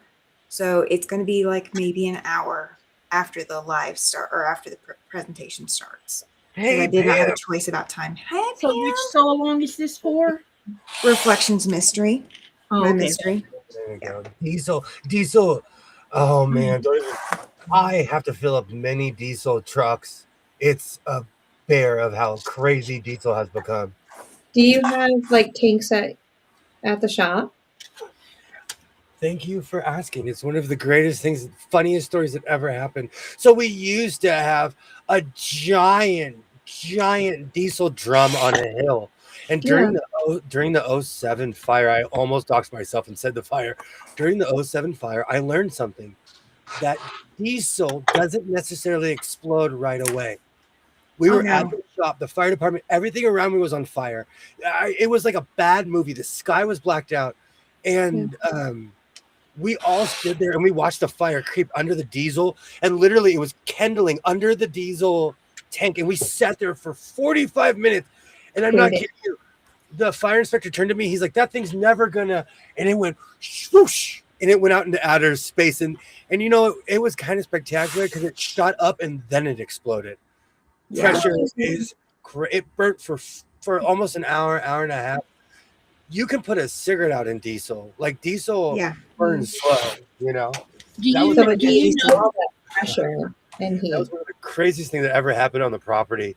That Do was you know that diesel is cheaper over on this side of the pond versus the United States? it's unreal here. It's cheaper for diesel here than it is for petrol. Oh, Terry, we're right behind you as far as they did that on purpose as far as cigarettes here in it California. didn't work. Great to see you, Pam. So yeah, I've dealt with diesel. Diesel's crazy. Mm. And so we no longer have giant drums like that on a hill. Well, And that I thing has no didn't drive. know if you should be, if it was buried. You know, like I didn't know. We can't. Wouldn't you bury those? We on our property, people were burying trash since the 1950s. We have to go back in this one canyon and bore holes to let the methane out of the. Will they just explode? If we didn't do that, we'd have eventually it would. We Oh, would be like, why is there a 1.0 earthquake here? That's localized only here. If you didn't do anything about it. yeah. But they were burying everything from the 50s. It wasn't so they're burying stuff that's biodegradable, and it builds gas. If you bury metal, it'll rust and return to the soil. Mm-hmm. Interesting. But if it was like animals, it was everything. This is a working ranch, so they picked a canyon to bury their trash, and gosh, from the 50s until now, we're still alleviating that problem. Oh, that's sad. I'm sorry. That's Don't crazy. bury your trash. Mm. Your inheritors will have to deal with it. It's got to be buried correctly, and the old methods are not correct. I say burn it. My high school was on a landfill, and because we were the first generation to go there, every Tuesday they would open the vents, and it would smell like rotten eggs. Oh, Oh, we'd go home smelling like that. Nope. gross. Nope. Oh Nope. yeah. And the sad thing is, they built a whole neighborhood back there, $1 million homes, like 5-6 mil, sitting on a landfill. Gross. This whole area used to be farmland, so we're good. Oh. Nope. You don't have ancient trash buried around your area that you have to bore holes in the ground to. No, I'm sorry. I've never discovered any, but we do live in the middle of this little hill. Like there's a fire tower at the top of our little hill, and when we first moved here, my kids were little, and they had just lumbered, taken all the trees from the back, and it was like 2 years ago, like 2 years prior. And so the girls and I would walk back there and walk on the logs and pretend we were like on this huge mission. And we'd find trash and like little things. But like just what people threw back there. And then when I got chickens, I went into the woods a little bit, and the chickens started unearthing all of this trash that people had put back there. So then I was pulling up people's trash and throwing it away and doing it myself. Yeah, So I'm not beings are going to leave destructive when the it problem comes for to the next nature. person. So It's crazy how that happens. yeah. And I know exactly what family it was because there's only 2 other families that moved here. Oh, that's funny. That's So, like this house. I know the original owner of this house. yeah. So if anything's crazy, I know I could call her. And it's funny that like when I moved in here, it's like whoever lived in between the original owner and us, they never cleaned the attic above us, like above the garage. So I would pull it down, and I found all of this old things that like his business diaries and pictures of East Carolina University, the school that I went to, Wow. college, and just lots of different amazing things. And it only took me like 4 years to go up there and finally clean it out because I took grandma's truck, backed it up into the garage, and just started throwing stuff in it. I think that's cool though. My father took pictures of Union Station in downtown, And in my entry hall, I have a picture of Union Station. It doesn't exist anymore. That particular pillar, all of that is gone. So Yeah. he captured a piece of history, you know, and it was from the original Union Station in LA. Oh, cool. Before one of the million reboots they've had now. It's actually beautiful. If you ever are in downtown LA, you should just go walk through there. It's beautiful. I'll think about it on a trip eventually. But it's nothing like New Carrie York. says she's doing the mystery so along. Oh, What's that, cool. Katie? Yay! Good deal. Oh man. Oh. So I need an intervention. Okay. And it's not this one, but tell me if the VCR doesn't work in the TV, I should get rid of it. If they're not functioning, get rid of them. Recycle them. I may have 3 that need to go. Yep. Just 3. Time to go. Bye-bye. Well, that was from my grandma's house. But it doesn't take What? the AV cord. It doesn't take the AV cords anymore. And if I can't play Mario on you, you got to go. So, yeah. Yes. So it's got to go. So in our basement right now, at least I managed to get it out of our house. Nikolai had 3 boxes of VHS tapes. I finally talked him into letting me put them in the friggin' basement because I didn't want them in the house. In this room, I have over 300 VHSs. He probably has that many in the basement. You'd be surprised how many Blu-rays and DVDs we have right now. Most of it's my fault though, because when I first moved here, I didn't have anything to watch that was in English, so I was buying up a storm through Amazon. Yeah. I do that. Like I have, you'd be surprised what we have: NCIS, CSI, CSI Miami, CSI Las Vegas, CSI Louisiana. Do you buy the entire series? Yeah, I do that. I do that too. That's why I'll go off. I like to binge watch. I bought Three's Company. And I laughed because there was a few episodes I'd never seen. Oh. So I was like, yes, I'd never seen any of this. Like the whole era where Jack owned his own bistro, I'd never seen that. So I was excited. Also have all of Game of Thrones on Blu-ray. No, those are on DVD, I think. I have all of Stargate Atlantis on Blu-ray. Yeah. You know, the second you said that, the theme song went in my head. I've never seen. I love Stargate Atlantis. Oh, and I have Smallville on DVD because I loved that TV series. So, fun fact, I have not seen one episode of Smallville ever. I enjoyed the heck out of Smallville. I'm not a huge DC person, but when they started showing that on because I started watching it before I moved to the state or moved over here, and I'm like, wow, this is a lot of fun. I really enjoyed the whole backstory and everything of it. Yeah.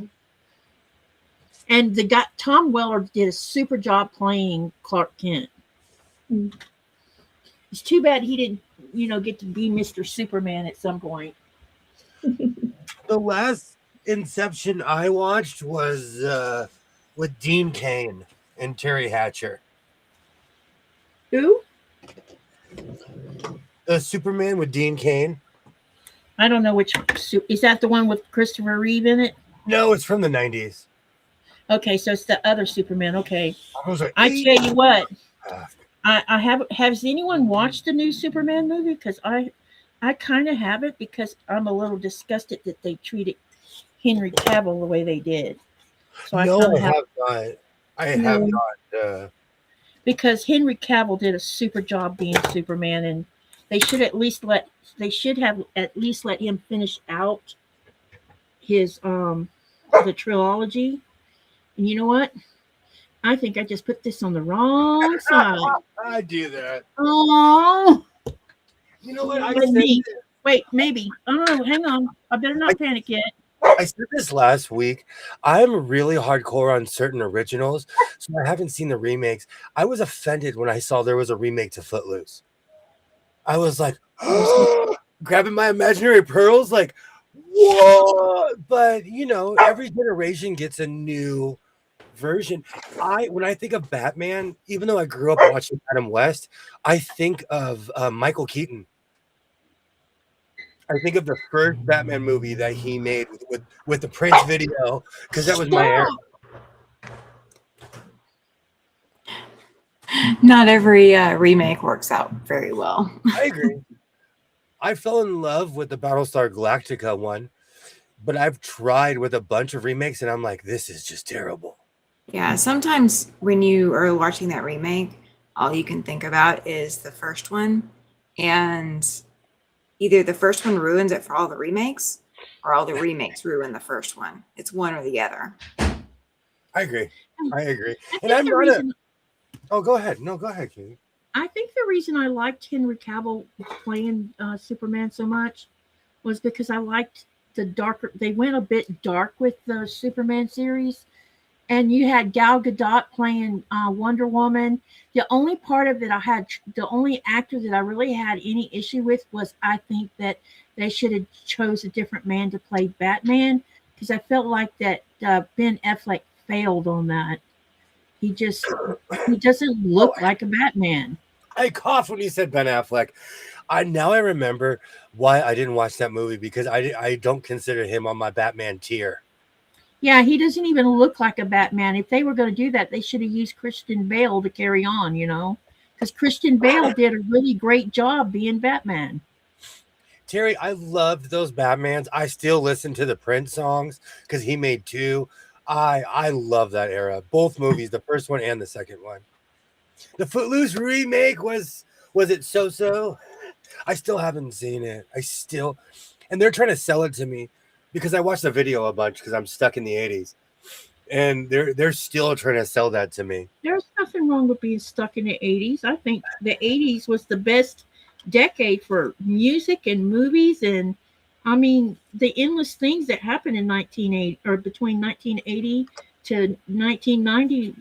It was like the decade of decadence, more or less. There was some good music that came out in the 90s. I'm biased towards that too, but I like some of 90s music, but I am the 80s kind of girl. I graduated in 1980, and my love of music grew as soon as I moved out of my parents' house, because I was sneaking music in their house, and so my taste was still not mature yet. And then by the time 1985 rolled around, I realized what I really liked and what I didn't like. My parents were pretty open-minded until gangster rap came around.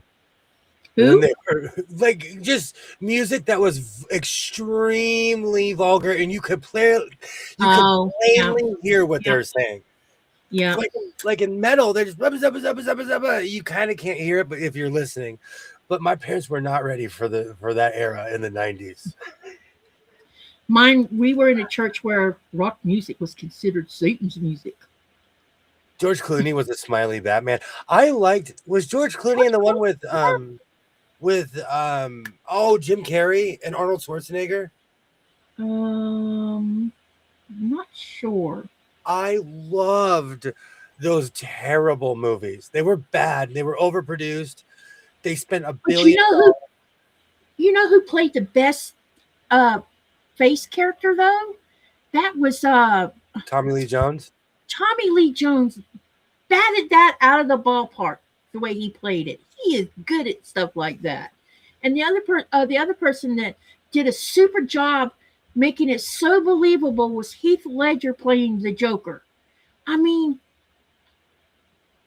it was such when you're watching, you're like, oh my God, I wonder if he really acts like that in real life. He did a great job. He made it like if the Joker was a real human, because these movies are always he made it believable. Yeah, no, he made the Joker into a real person. Oh, now I have the Enterprise thing. I've been rewatching Star Trek Enterprise, and the theme song is just in my head.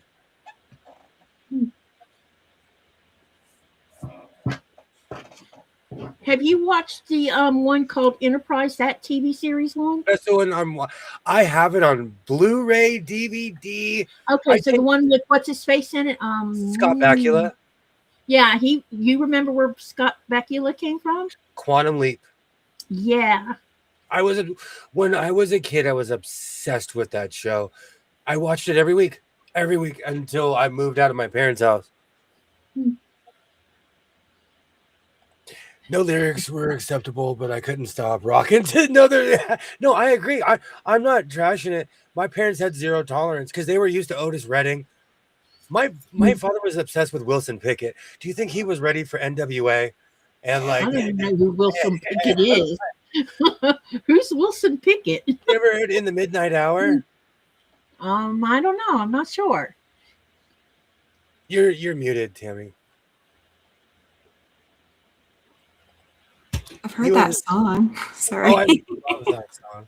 I was raised by someone who is 2 or 3 generations removed from me, so I'm obsessed with the music and people who don't exist anymore.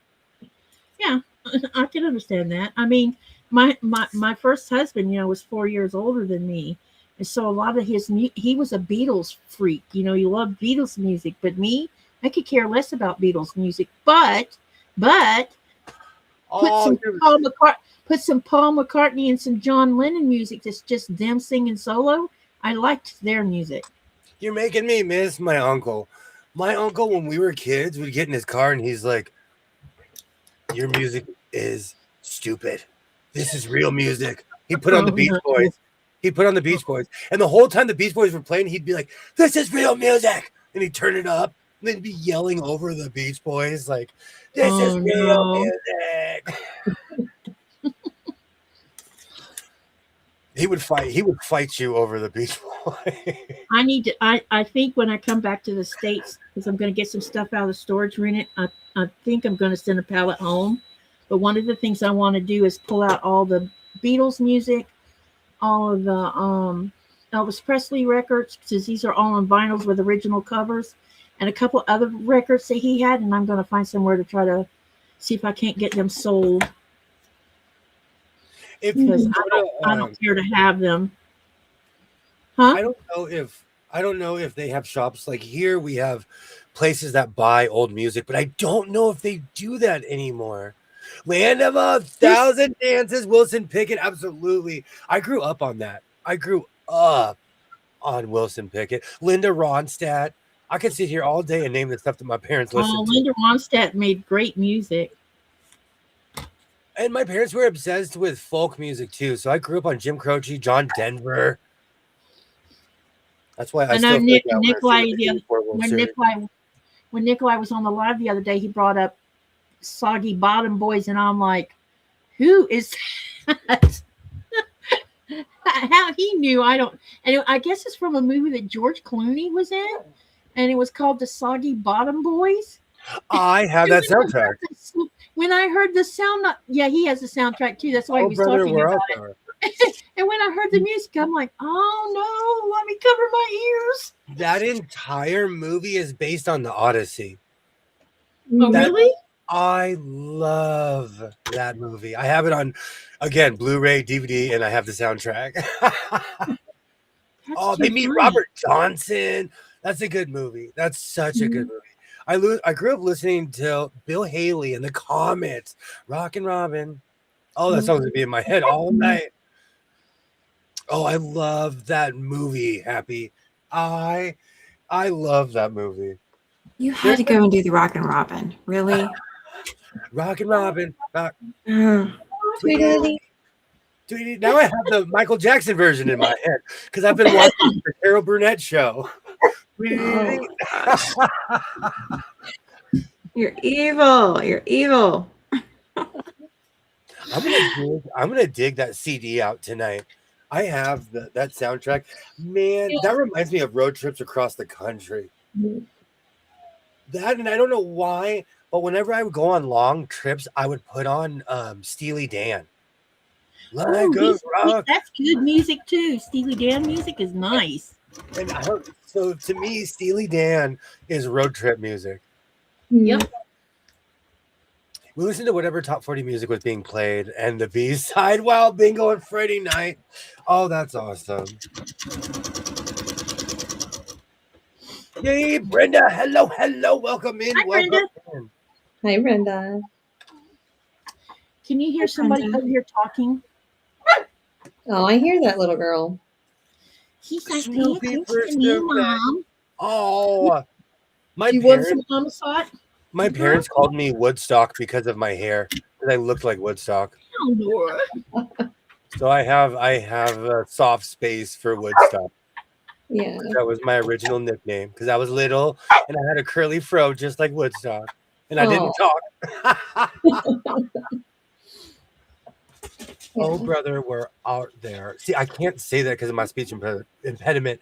The movie was "Oh, brother, we're out there, thou, there, thou, there, Now, there, over there." over here, over there, over everywhere. I love the St. Louis accent. Over her, over her. I love that accent. My brother-in-law lives outside of St. Louis, and everything that he signs off on is "Hello again from the loo," and they don't have an accent. I wish they did, but they don't.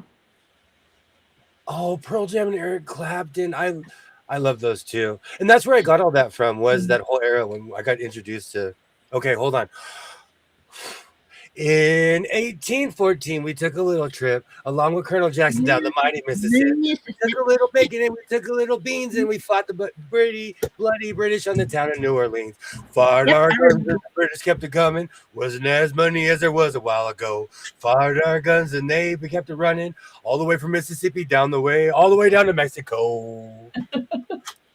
That song in the North to Alaska song, my parents burned our ears with those. Oh, Katie, North to Alaska. I grew up on that. Those are my jams. If you say "Sink to Bismarck," I will start crying right now. Do you remember the song called "They Called Him the Streak"? Oh yes.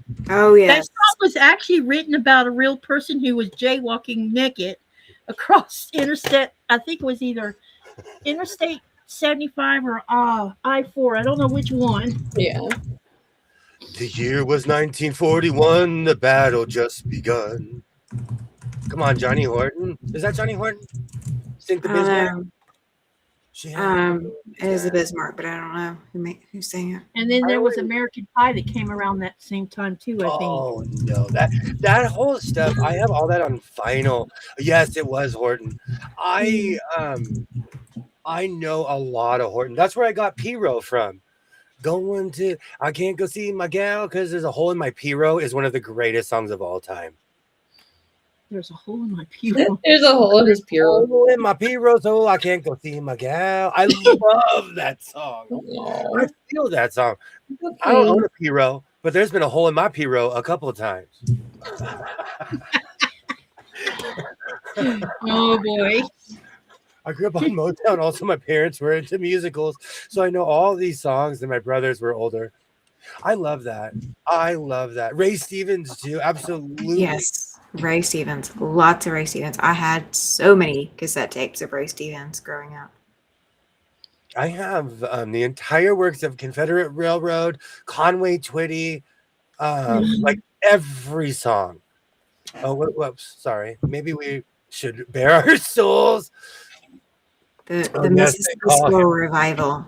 Yep. Now, I never learned. I didn't appreciate Creedence Clearwater Revival until I was in my late 30s, and then it's like, oh, I like this now. Oh, I get down on some CCR like I'm the Big Lebowski. I start tapping the roof of my car like he does in the movie. I love Creed. That's actually, if that comes on, you need to tell me to calm down. I love Creedence. I wasn't born on a bayou, but I'll sing like I was. Yep. And Lori, I agree with you. Give me some Dr. Hook music.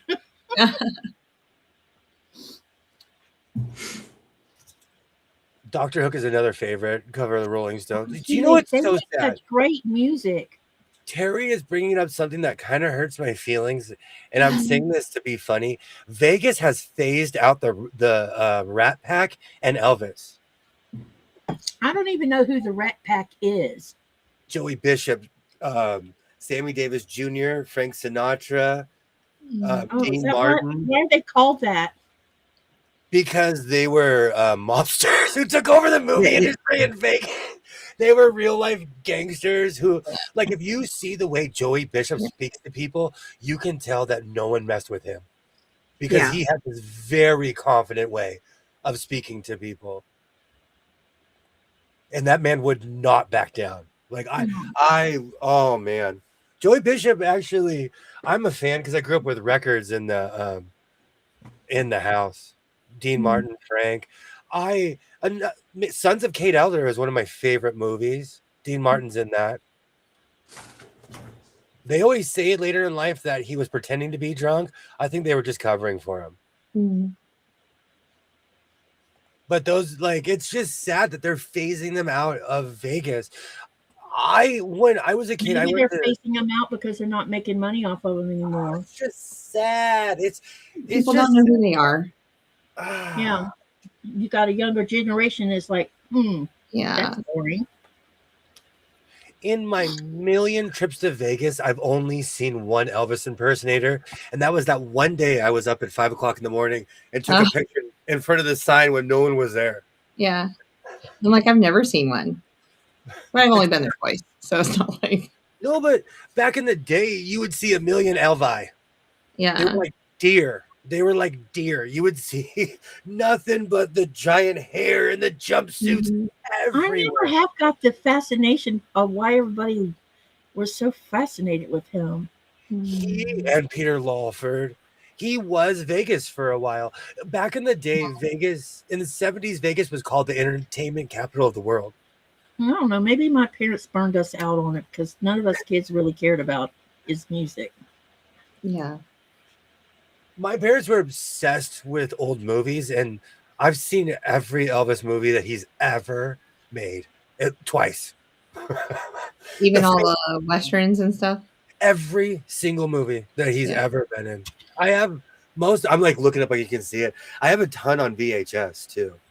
So William, have you ever heard of the Tijuana brass band that played Lonely Bull? Herb Albert and I own over 50. Like I think everything he's ever put out. I can't believe you said Herb Albert and the Tijuana brass band. My parents had a record where it had that one. It had other songs on it, of course, but the only song that I wanted to listen to over and over and over was Lonely Bull. I have that on vinyl. Well, I kind of did the same thing as a kid. I'd put headphones on, I would drop that needle and it would like explode. I miss music like that because it was just dun dun. It would just start heavy and they hit you. Yeah, it was beautiful music. Oh, I miss music like that. How many Las Vegas shows did you go to each year? I'm not a show guy. I'm not a Vegas show guy. When I started 10, 15 years ago, I would go on the weekends when my son was with my ex-wife because I was bored, lonely, and depressed. And I would go gamble. And I got this huge gambling habit, and I quit gambling when 2020 happened. It was a giant intervention. And so when I started going back to Vegas, I go for business. Yeah. Because sewing is what I love to do, and things are just cheaper in Nevada. So when I've never been inside one of those kind of places. I have. They're fun. They're like I saw a Brat Pack show years ago. It's fun. I want to go see the Blue Man again. My friend Melanie. My friend Melanie said, "Yeah, go ahead. Sorry." No, it's okay. I want to see them while they're still around. When I was a kid, Herb Albert was on a plane with me going to LA and going home. The men from Uncle were on my plane. That's crazy. Oh, wow. When I think of Herb Albert, I think of sitting on my parents. My parents had this giant cabinet with a record player, and all the records were inside. Yeah. And like I brought them back to life because no one, the 70s were way over. And so I love that. Yeah, stuff. I think I have it as an MP3 sitting on my computer because Hey, I went and Mo. bought it off. I went and bought the song off of Amazon just because it brings such good memories of that time frame. I'm like Hi, that. Mo. Good Great to to see see you, you. Mo. IMO. Go ahead, W strip. Take it all off. Ha ha ha ha ha ha. But I'm layered. But da da da da da. We'll be here for a while, y'all. I can take off 3 shirts and still have 2 on. I am layered. It is cold right now. I was still listening when I stepped away for a minute. You were talking about the Elvis impersonators. My current husband and I got married by an Elvis impersonator. He See, was not dressed as Elvis, but he was an Elvis impersonator. Like he charged us like $50 extra. We're like, we're not paying $50 extra to see Elvis. Have Elvis marry us. do you know, Terry, besides Lenny Kravitz, every famous person I've ever approached was nice. Even people who were rude were nice. So some, you never know. But like, I caught Triple H, the wrestler, on a bad day, and I think he's a terrible human, but maybe he's having a bad day. Yeah. Yay, Gene, Jess, you have the kitty. Show us. You started singing, and he looked up and started meowing and got up, and I'm like, he was sleeping, William. Because I bray like a cat. It's because I Aw. bray like, oh, But hold So on. William There and he is. oh, he is cute. He's Very gotten cute. better. So his eyes do look better. I know that they still look sickly, but he doesn't sneeze and cough as much as he used to, and he smells a little better. So, but That's good. smell yeah. count. So he's getting better, and yeah, he's mine. Thank you. I wanna ask No all longer three a of you foster a mom. question. I'm a forever mom. Okay. Was that No, that's cat number 2, right? go ahead, cat lady. Go ahead. What? Go ahead, kitty. We have woman. 6 cats. 6. Is that 6? Oh, I didn't know. I did not know that. I only Yes, we was have aware of the 6. one you adopted last year. So we have JP and Cleophas. They're boys, and they stay inside. And then I have Pirate, Blonde Kitty, and Kit Kat that stay outside. And then the neighbor's cat stays in my yard too. And his name is Reddington. Did you take him to the vet? No, I did not take him to the vet because it's a viral thing and they can't do anything for him. Oh, and really quickly, Mo, if He you want to had impersonate me, just get a black cowboy hat, put a black rag in your pocket, and get jingly keys and jeans and a shirt. And that's me. Yes, you need a jingle. I literally dress like I am the janitor. I am the janitor here. Yeah. So I want to ask all three of you a question. So you can only give us one answer or one song. What song would you name that you would if you could only have one song to listen to for the rest of your life? What song would it be? It can only be one song. What song would that be? Oh, the options. That's hard. Wow. Well, the snarky McSnark in me wants to say the never-ending song. Oh no. How rough would your brain be after that? If you listen, it wouldn't see that my rationale for saying that is because no matter what you listen to, it would drive you insane. If you listen to it so would. I would just want to be insane from the jump. Let's go. Let's go. Never ending. Someone started a long time ago and Okay, just so William says never never started. ending. Okay, what about you, Tammy?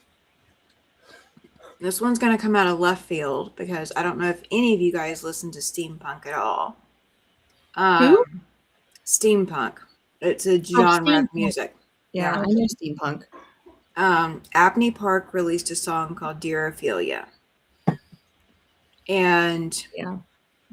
that song, it's calming, but at the same time, it's a little bit entrancing.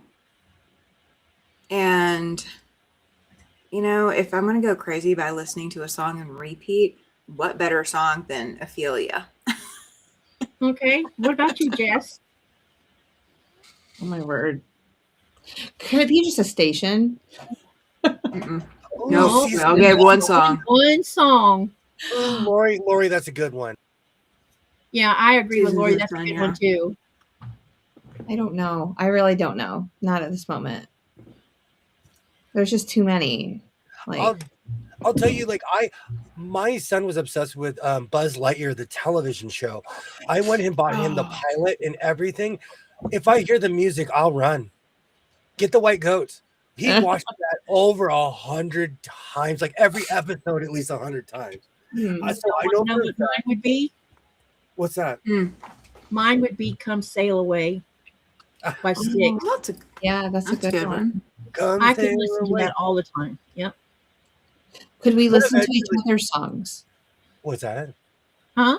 Katie, could we listen to each other's songs? Or I guess if you're with the person, I reckon you could. Okay. All right. We all need to pick different songs, y'all.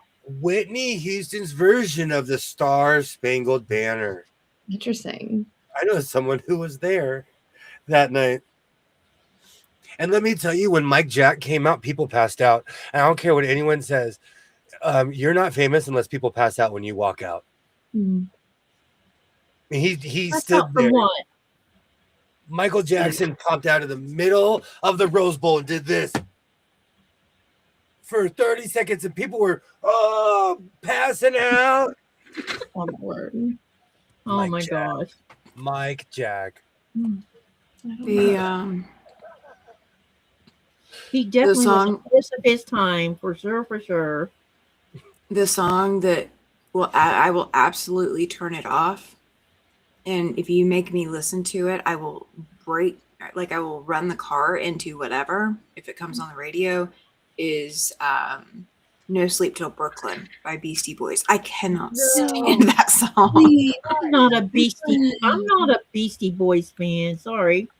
I cannot listen to that song. It absolutely makes me just as angry as all the music that has no lyrics. Like, music with no lyrics drives me crazy.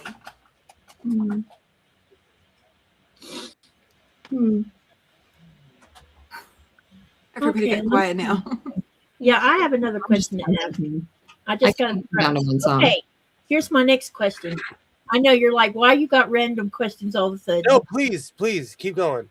Okay, so each one of you have to choose between these two items: apples or oranges. Oh, orange. Apples. What about you, William? Orange. You can do more with an orange than you can do with an apple. Okay. Okay, so let me see. I had some more questions. I'm test running some questions that I want to try. You could pulp it. You could do a gajillion things with. And I can make a pie. Mm-hmm. An orange pie? No. You can. I can handle eating oranges. I can't do apple juice and I can't do applesauce. So I cannot handle the texture and the flavor. So it has to be oranges for me. Okay. For me, it would be oranges for me too. Who are you all? Who are you all? Like, we should be playing four squares. Like, which one doesn't belong? I live in the land. You understand where I live? They push oranges. You go to school, they're like, here, have an orange. I live in they grow them here. Oh, where'd Katie go? Oh no, she's back. No, she's back. No, okay. It does that. I don't know why. Don't kick her out. Just kidding. Who's getting kicked out? Me? No one. It kicks me out. Restream randomly does that. I don't know why. It just I don't know why. I've never eaten a good orange. I don't like challenge accepted. We're gonna go to the grocery store. This is the land of oranges. I'll literally take it to the grocery store. The problem is, you know what you would be better off to do, Jess, since you said that? You need to find a place that actually has orchards of oranges and go do that route. Because William, me and Lori does make a good point though. Apples grow faster, and and easier than oranges. Oranges they tax the ground too, and they take a ton of water. Oranges take a ton of water. Yeah. I can tell you. Oh Oh, no. why are we kicking her? I want to know how many varieties of apples compared to how many varieties of oranges. Are we literally comparing apples and oranges? Hold on, let me ask that Yep. question. Yes, Yeah. we are. I want to know how many varieties of apples there are in the world, please. Thank you. Okay, so while you're doing that, I'm gonna ask the next question. Best sandwich. Only one. Okay. I'm good. All right, All go right. ahead. Just A grilled cheese sandwich with ham or tuna fish. One or the other. Okay. Like a tuna melt or a ham melt. Hands down. Okay. What about you, Tammy? I don't typically make sandwiches for myself, but if I were But if it was the to only get the, thing that you had to eat, what would it be? I can buy it from somewhere, right? Yeah, Yeah. sure. Okay, hook and ladder from Firehouse Subs. Oh, What is hook and ladder? I don't know what's on that. It's a couple different meats and then cheese, and it's I'd have to look up the website to remember exactly what all's on it, but that's like a go-to. Oh no, I don't want to close my eyes. What about you, William? Nothing on Earth, in outer space, nothing in this galaxy, solar system, cluster, anything that has ever been created in anything is better than a ham Sammy. I don't care what you put on it, what you add to it. I don't know what it is. Ham sandwiches are the most consistent relationship I've ever had in my life. I've been eating them my whole life. I thought you were going to choose the sandwich. You said you ate a lot of it, and you didn't choose that one. That's shocking. Pastrami? Yeah. I'm obsessed with pastrami too, but I don't eat it anymore. I still eat ham sandwich. Yeah. No, I went crazy with pastrami and it started messing with my blood pressure and stuff. Ham doesn't do that to me. So mine would be Philadelphia steak sandwich. Ooh, good choice. I actually did have a grilled cheese earlier today. Do you put banana peppers and stuff on it too? Like the whole works is supposed to be on it. Yep. Yes. Okay, so let's go to the next question. Lori brought up something really quick. I do make a million bacon and eggy sandwiches. That is like a million. If I have muffins, bread, it doesn't matter. I will make a bacon and egg. Yeah. Okay, here's the next question, and I bet this is going to be fun. What's one thing that you own that you really should throw out? William, go first. You would literally have to take my entire house and tip it sideways and just see what fell. Just take mine, just like, okay, that's got to go. Okay, that's got to go. Do I have to buy it, or do I just have it? That you have. Yeah. You know, what's the one thing you have that you should actually throw out? I can answer that easily. I am the real life Fred Sanford. I would have named it if the other Fred Sanford didn't beat me to it. That would be my YouTube channel name. I have a TARDIS blue 2000 Ford F-150 that's sitting in front of my house. It has been sitting in front of my house for 7 years. It is the biggest lemon I've ever purchased. And why don't you just sell it? Get rid of it. Because the state of California will not. I am dying at Lori's answer. Lori says, "My husband." Oh my God. Oh my gosh. I concur, girl. I'm on that train with you. Oh my goodness. My what life about is like a country song. Tammy? I have a broken down truck. No, I'm in a weird fight. The state of California won't send me the pinks. I lost the pink slip. I know it's a shocker because I'm so organized. And the state of California won't send it to me. Sell it without one. I cannot sell my truck without the pink slip in my hand. And the state of California won't send it to me, so it just sits in front of my house. That's why it's the fabric truck. Oh. Okay. And Can you walk? Okay. Can you? No, never mind. That's another conversation for another 7 time. years. Just can't It has walk in there and say, I need one." every year I send my annual email, and I've become less formal as the years go on. At first it started, I regret to inform you that you have not mailed me my pink slip. That was year 1. We're on year 7. I'm like, bro, where is my pink slip I paid for? Yeah. I've become, and Wow, you know what's that's funny? crazy. To their credit, they called me and they were like, "You have to have form and form." And I'm like, "You think it's my first rodeo? I'm literally wearing a cowboy hat. I had all the forms already. They've done Yeah. nothing. It's I honestly don't know. I don't, and it's been 7 years. I should be on the news, and that's why, like, Oh, because where I live, if you can't have a car just sit in front of your house. It has to have proper tags, even if it sits in front of your house. The city comes by, and I'm like, "Run my plates," and they're like, "We're sorry, sir," and they drive off because they know that like I paid for the place. They just never sent me the stuff. yeah. So it's been 7 years. Yeah, Um, Lori, what is a pea mill?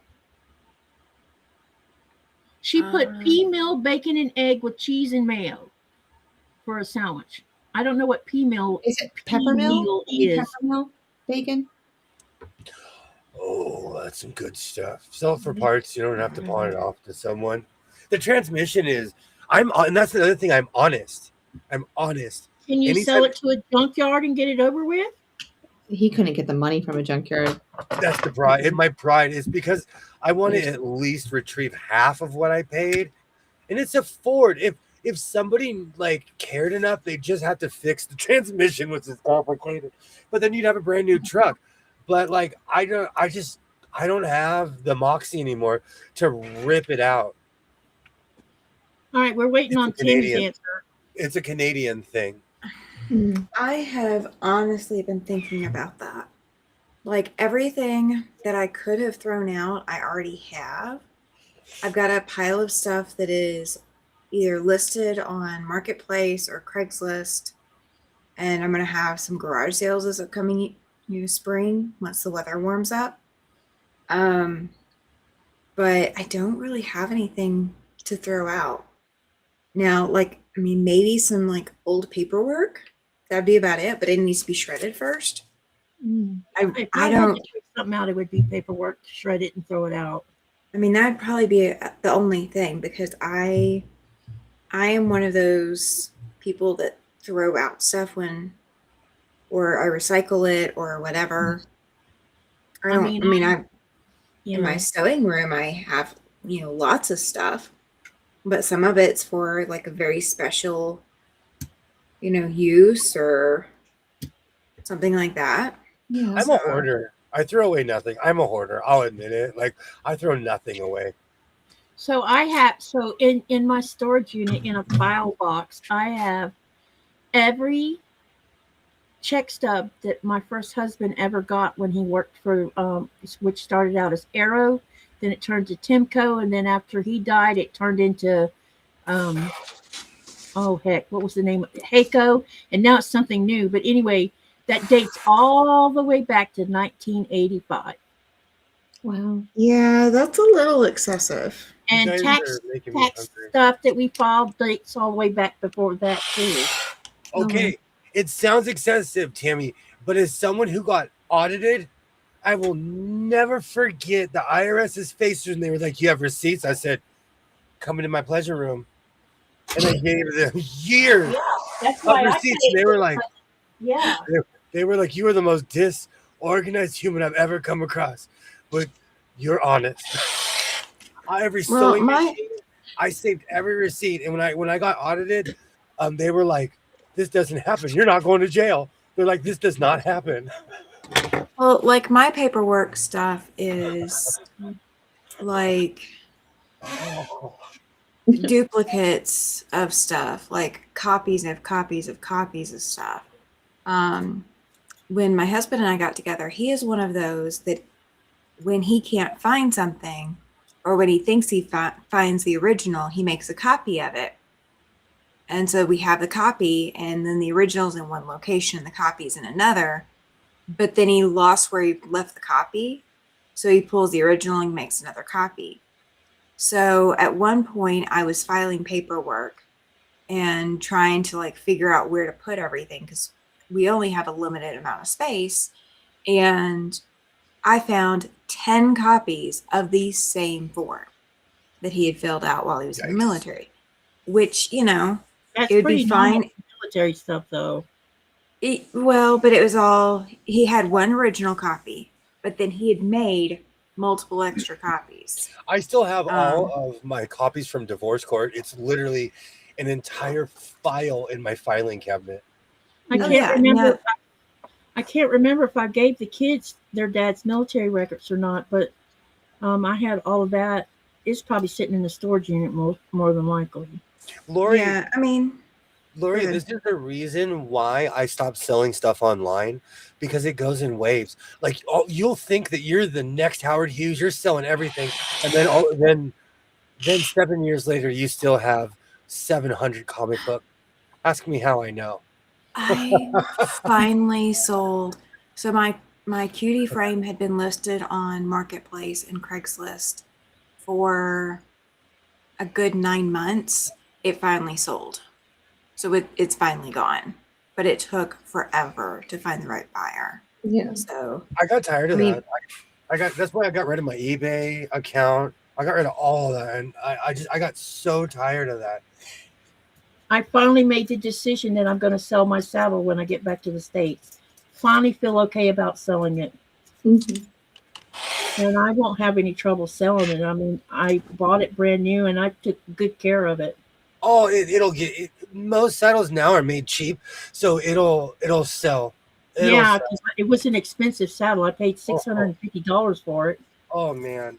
Like people look for old saddles now because everything coming now is just like you expect me to sit on that. Um, They'll get some additional things. Like I was going to bring home or bring here I had won a saddle pad that has some um, embroidery stuff on it where because I was in second place when I won that.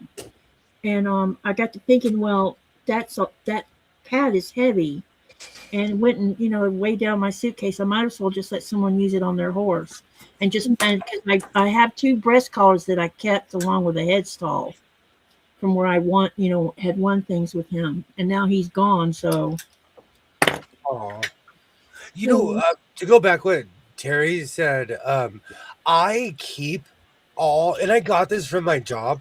I keep most of my paperwork for at least 10 years, yeah. yeah. depending on what it is.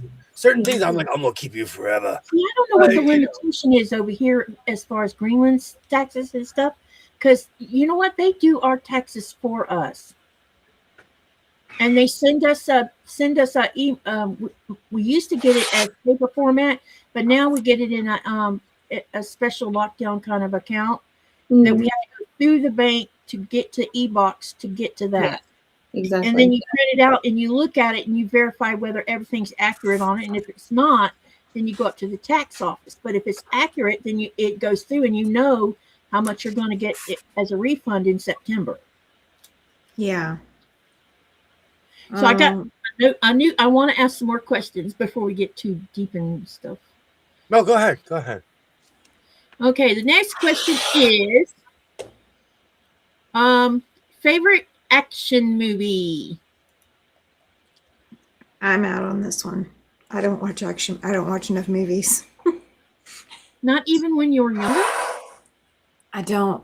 I'm not a huge movie or TV buff. Like when I see something, I either like it or I don't like it, but I don't like pay attention to what genre it is. So See, that's the thing. Like I don't know. I've seen Enter the Dragon 7 billion. I would probably if it was. So last night I was watching Predator and Predator 2. Because yeah, Predator 2, was that with Danny Glover? Yeah, Predator 2 had Danny Glover in it. Yeah. Oh my gosh, I got mono when I if my computer fails. Oh, if And my computer fails, avenge me. okay, When I was a kid, I got mononucleosis, and I was trapped in the house. I watched Predator 2 1,000 times. Mm. I love the part when the guy hands the pirate gun to Danny Glover. Oh, mhm. I love that. That movie. That's a movie that I can quote because I've seen it so many times. Okay. So tell me what your favorite action movie is, William. Oh man, I don't know. That's I've seen too many. I love Foreign Correspondent. If anyone's ever into Alfred Hitchcock movies, I don't want to give it away, but it's the first time they actually crashed a real. I don't want to give it away, but it's the first time they actually like. So all the scenes that you see in the movie are real. They really did it. Yeah. I don't know. The Rifleman. I love Indian. Lori says Indiana Jones. You know what? The part where who is guarding the Holy Grail in Indiana Jones movie, the second one with Sean Connery. I love that movie. I love that movie. I don't know. There's too many good ones. Back to the Future again. If it's on TV, I'm like, I'm watching all three. What about you, Jess? I really enjoyed watching Maverick in the theaters because I did it in a 4D theater. So the seats were going up and down when he was in the airplane, and there was like wind and water and everything. So like spraying. Oh, wow, that sounds like fun. That was like the most fun action movie I think I've ever watched. So, do you know a long time ago, I bring this up all the time because I laugh. When I was a little kid, my brother and I would go see movies every Thursday, and I saw Cutthroat Island with Gina Davis. It was just a pirating movie in the parking lot. I look at him and I said, "That's the best movie ever." And he is 14 years older than me. He looked at me and he's like, "I will remember you said this for the rest of my life, and I will come back to you in 20 years and ask you if you still love this movie." And if you're watching, it still is the great Cutthroat Island with Gina Davis is the greatest movie ever made. I said it. See, for me, the toss-ups between Bruce Willis's Die Hard movies or Mel Gibson and Danny Glover's movies. I forgot about Lethal Weapon. I mean, because Mel Gibson knew how to act, man. And I forgot about those other movies too. I like action movies. I'm really not into newer movies. That's just because I'm older and jaded, and I think that happens to everybody. Not enough action movies to watch these days. I feel like we're in a movie drought right now. Well, we're in this weird image thing where like they put up cowboys and all these things, and let me tell you, I work at a ranch and there's no drama. The only drama is like, oh, they're not on time. I bet they got in a fight with their wife again, or I bet so and so got pulled over because he drives really fast. That is quite literally the drama. No, we're not discovering oil like Jed Clampett. We're not.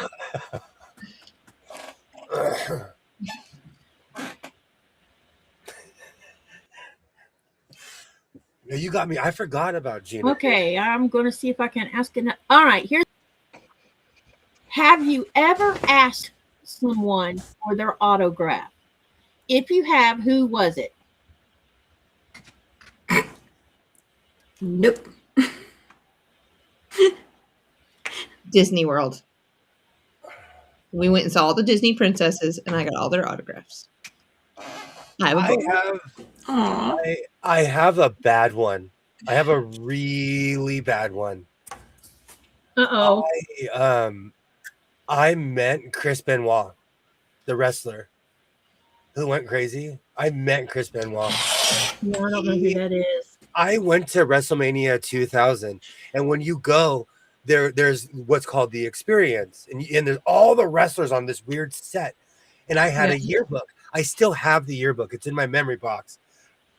and in the back is every single wrestler on the roster of their pictures. So the Yeah. idea is you go around and you get their picture signed. I walked up to Chris Benoit. We talked about hockey for an hour. And he told me Wow. 50 times. He's like, dude, I can't believe you're into hockey. And we just kept going in circles. And that is a dubious thing. It's a dubious thing. He was excited. He was the nicest person to me. He was just the kindest. Just I don't know. He was doing his job. But Tom Selleck. Look at that, Tom Selleck. She says many people. And then Katie says Diana Gabaldon. I bet I said that wrong. And Lori says, I met Ron Ellis, an original Toronto Maple Leaf player. Terry says Nathan Lane. Golly, y'all met a lot of people. Wow. And so Tammy says no one, right? So, yeah, I say no one because I have face blindness. So you could be the biggest celebrity, somebody that I have seen in movies and can actually recognize in movies. I will not recognize them in person. Yeah. So the only way for me to go up to somebody and ask for an autograph is for there to be like a big gathering and a big banner and a sign of, get George Clooney's signature. Like that would be the only way that I would be able to get somebody's autograph like that. Because I wouldn't recognize anybody in person. I also have a rule that my parents implemented on me as a child, but I continued as an adult.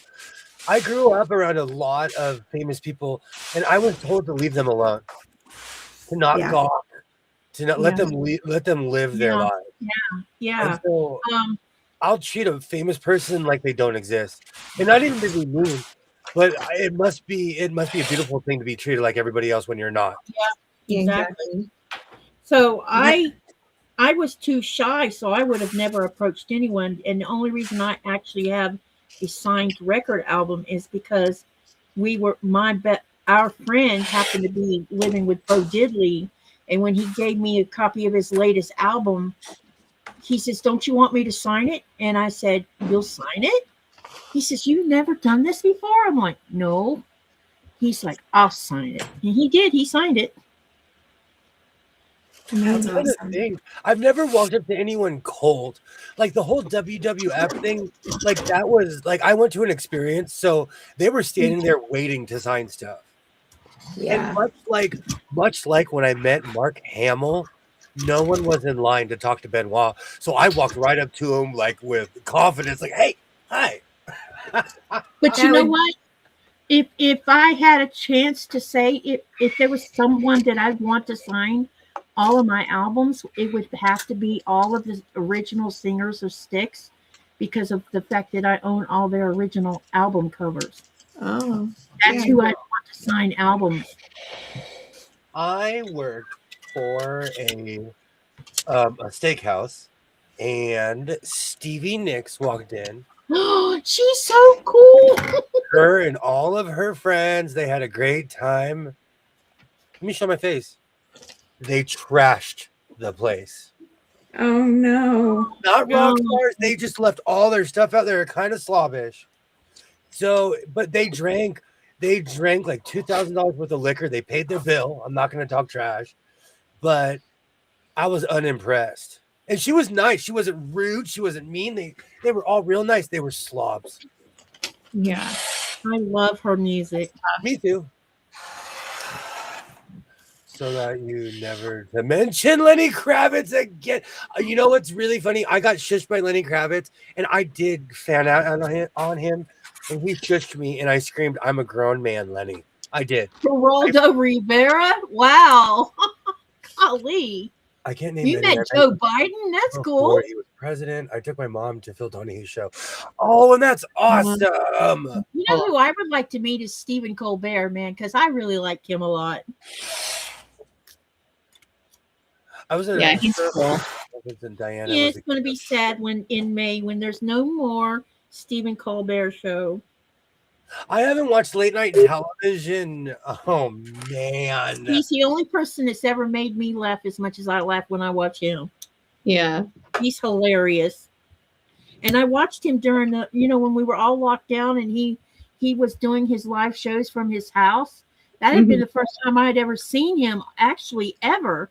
And I'm sitting there and Nikolai's like, what do you let? Because he could hear me laughing. And he come in there and says, what's so funny in here? I said, he's funny. And he's like, someone made you laugh. It wasn't me. Oh, Because I just don't get comedy that well. And he was in, so he sat down and watched it with me and he's like, you're right. He is funny. I have met a lot of famous people. It's just, I don't know. I tried to leave people alone. There was this one guy. I was at a party at the Standard Hotel in downtown LA, and there was a guy from Road Rules who literally said, "Don't you know who I am?" And a friend of mine was like, "No," even though we all knew who he was. yes. That's So funny. there is a downside to fame or infamy, whatever you want to call it. I never want to be that big. No. Being famous can't be all it's cracked up to be, that's for sure. Well, So we were on TV. Oh, that's awesome! I'm gonna look for that episode. I watch old Phil Donahue episodes, Terry. I am going to look for that episode. I will say this. My husband can walk in someplace and like 5 people will stop him because they recognize him. Uh-huh. I have no idea who these people are. I just hear them call his name. Somebody can be in the same store and call my name and I don't hear them. So he's the famous one. And I just happen to hang around with the shopping cart. I like what Terry said. When you live in New York or LA, you meet a lot of celebs. It's true. Yeah. Even going to the grocery store. Oh, hold on, let me look that up now that we were talking about that really quick. I have to look up something because I don't want to say it if he's still around. I'm assuming you mean Mark Hamill, Denise. You said Mark H. Oh, that's so sad. Mark Hamill has changed a lot. Mark Hamill, I actually met Mark Hamill. He was another nice person. He was at Comic-Con, and the people, this is when Stargate was in their last season. And so people were running. Stargate. Not Stargate, Star Wars. No, I know. But listen, this is when Stargate was in its last season. So everybody was trying to go to the panel, and they all walked past Mark Hamill. He was sitting there with his Joker stuff, with his Star Wars stuff. I walked right up to him because it's interesting with him. He started some movies recently. I don't remember what 2 movies it was, but when you're looking at the movie, you're like, that was Mark Hamill? He had changed the way he looked for that movie or something. Oh, Terry, I'm writing that down. I am writing that down, Terry. I watch old Phil Donahue episodes. I do. Geraldo ticks me off. And was it Morton Downey Jr.? I can't watch him. I used to watch him when he was on TV. The guy who smoked profusely on television. Yeah, I didn't much care for Geraldo either. I remember though when I was a kid, we went to my parents had a house in Mexico, so we'd go every summer. And because I was the youngest, we would go. And when he got punched in the face, those billboards were everywhere in Mexico. Yeah, I remember that. They were everywhere. So they watched Phil Donahue. Holy crap! Yeah, they watched Geraldo in Mexico too, I guess. Oh my gosh. Oh, Tom does have a. He knew how to make people angry. That's for sure. Oh yeah. The funny thing is, I watch it. I watch it to this very day, and it still ticks me off. And I'm like, wow, that was 35 years ago, and I'm still mad. Hope you find it. All right, time for another question. The first, Terry, I will search, and if I honestly, I will search for it. I love looking for stuff like that. Okay, now this one's going to be a deep question, so think about it and don't get mad because I asked it. Okay. Okay. All right. promises. What do you think happens when we die? Oh, okay. Okay. I'll go last. I have a snarky answer. Okay. All right. Which one of you, Tammy or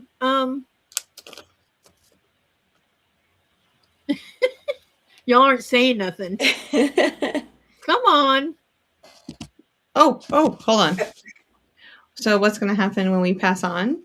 Yeah, what do you think will happen when you die? I'm going to haunt my children. Okay. No. I really there's That's a hard question. That's why I said don't get mad because I asked it. no, it's not yeah. So I'll fill in here. Okay. My religious views are very different from a lot of other people's religious views. And it is along the same lines of politics. I don't discuss it publicly. Yeah. So it's a topic that I won't answer. Yeah. No, I'm not mad. I'm not angry. I just question. Yeah. but it's very it can be a very religious question, and my views on it are very unique. So I totally get it.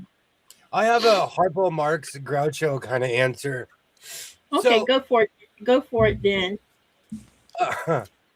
Lots of things happen after you pass away. You just won't be there to see it. That's a good answer. Shh. That's a Lots very of good things. answer. Lots of things are going to happen. Somebody's going to have to do it. I'm going to buy, you know what? In 2027, I'm going to buy 1,000 sewing machines. Your family's going to miss you. Somebody- Your loved one's going to miss you. Yeah, there's lots of things that's going to happen. There's gonna be lots of things. Alexa, thank you. Alexa, please stop. Oh, she was going to play your song. No, she's playing a song. They're like so-and-so song is coming out, and they just played it. Oh. I'll move on to the next question. I figured that one might be a little too much. I realize everything I did for him. That is a good answer. that is a very good answer. I thought your answer was very good. Yeah. All right. Flat or sparkling? Is that just okay? I shine like glitter because it's natural. So I'm gonna say sparkly. And you know what? Hold on. Okay. Jazz hands. Jazz. I'm feeling jazzy. I that's actually a line from a song I listened to. Okay. What about you, Jess? Or Tammy? Yeah, whatever. Sparkly. You said sparkly? I said no, I'm thinking flat or sparkly. It all depends on, I guess, what it is, but I mean, I want to be energetic. So, and it all depends on where I am is what my personality comes out to be. But I'm probably more sparkly than I really think. So sparkles. Mine's definitely sparkly. Mine's definitely sparkly. No mask. Yeah. Yeah, please no mask, William. Is he about to get a mask out or something? No, but I am famous. I'm sitting in a room of masks. He is. No dark glitter. Oh. Go ahead, get her out. She's so beautiful. She's the best mask I've ever seen in all my life. Are you talking about face mask? Oh, it's a face mask. Ooh, yeah. Plague mask. Oh, plague mask. I haven't seen that. We haven't seen that one in a hot minute. Somehow I've been just had something to do with something else. No. It's an actual mask. A mask. Oh, I think I've seen that mask on some movie, haven't I? Yeah, the William movie, My So-Called Life. No, isn't that mask on a movie of some kind, though? This is my take of a plague mask. Oh, okay, got you. When I made this during the plague, I was really, really bored. And as you can see, this is my interpretation because I didn't cap the top. I just put a strap on it, and I was like, "This is a mask." Did you wear that in public? Just only when I had to get the mail. I would have probably stopped and like, oh, that's really cool. But let it be known if we ever do get another mask mandate. I will wear this. Because I think that's hilarious. You're making fun of something you know what I mean. Hey, Benji! Beauty Hey, and the Benji. Terry says Beauty and the Beast. What is the meaning of the question? Is what? However you think of it. It's open to interpretation. Yep. It's up, yeah. Do you like flat drinks or do you like sparkling drinks? Do you like having a flat personality versus having a sparkling personality? It's whatever you choose to use. I am an uncontrolled chain reaction. Two Well, protons. now here's another question that's going to follow. Yep. Now here's one that's going to follow along the similar lines. Window seat or aisle seat? Okay, you guys Window. go ahead first. Window is You're what I muted. would like. Yes. Maybe Just says says window. Yeah, I did. And you, William? Unless you want to talk for 3 hours, you want me to sit next to the window. You want me. Trust me. Trust me. For anyone, if you ever see me at an airport, you're like, give that man a window. You because I'm like a little kid. With a window, I'm like, oh, the whole time. You see geese flying, you're like, wow. If I'm in the aisle, I'm like, and then in second grade, this happened. And then I got a flute in the third grade and I learned how to play the violin. Like, you do not want me to sit in the middle. I'll start from band camp. This year in band camp. They show a mask like that in Beauty and the Beast when Belle's mom died and the Yeah. doctor had that mask on. I don't sparkle. Window. You want me to have a window seat, or you will know my life story by the time we get wherever we're going. Okay, gotcha. I All right. I like the window because then you can lean against it and you don't have to bother anybody. And everybody else, you can just pretend like you're not listening. Hey, And they'll Skid! eventually shut up. Hey, Skits. I am for the real life Forrest Gump. I will sit to you Good and night, say, Happy So's love. thank you. See you later, Happy. Much. Thank you so much for hanging out, Happy. Thank you so much. Centrophobic. Okay, I have one last question for all three of you. Okay. Describe the rest of your life in only 5 words.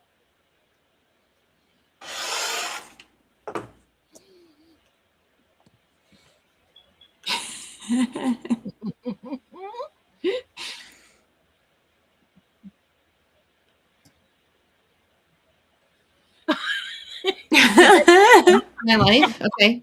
Yes. Describe your life in only 5 words. Okay. Adventures is one. Family. Fun.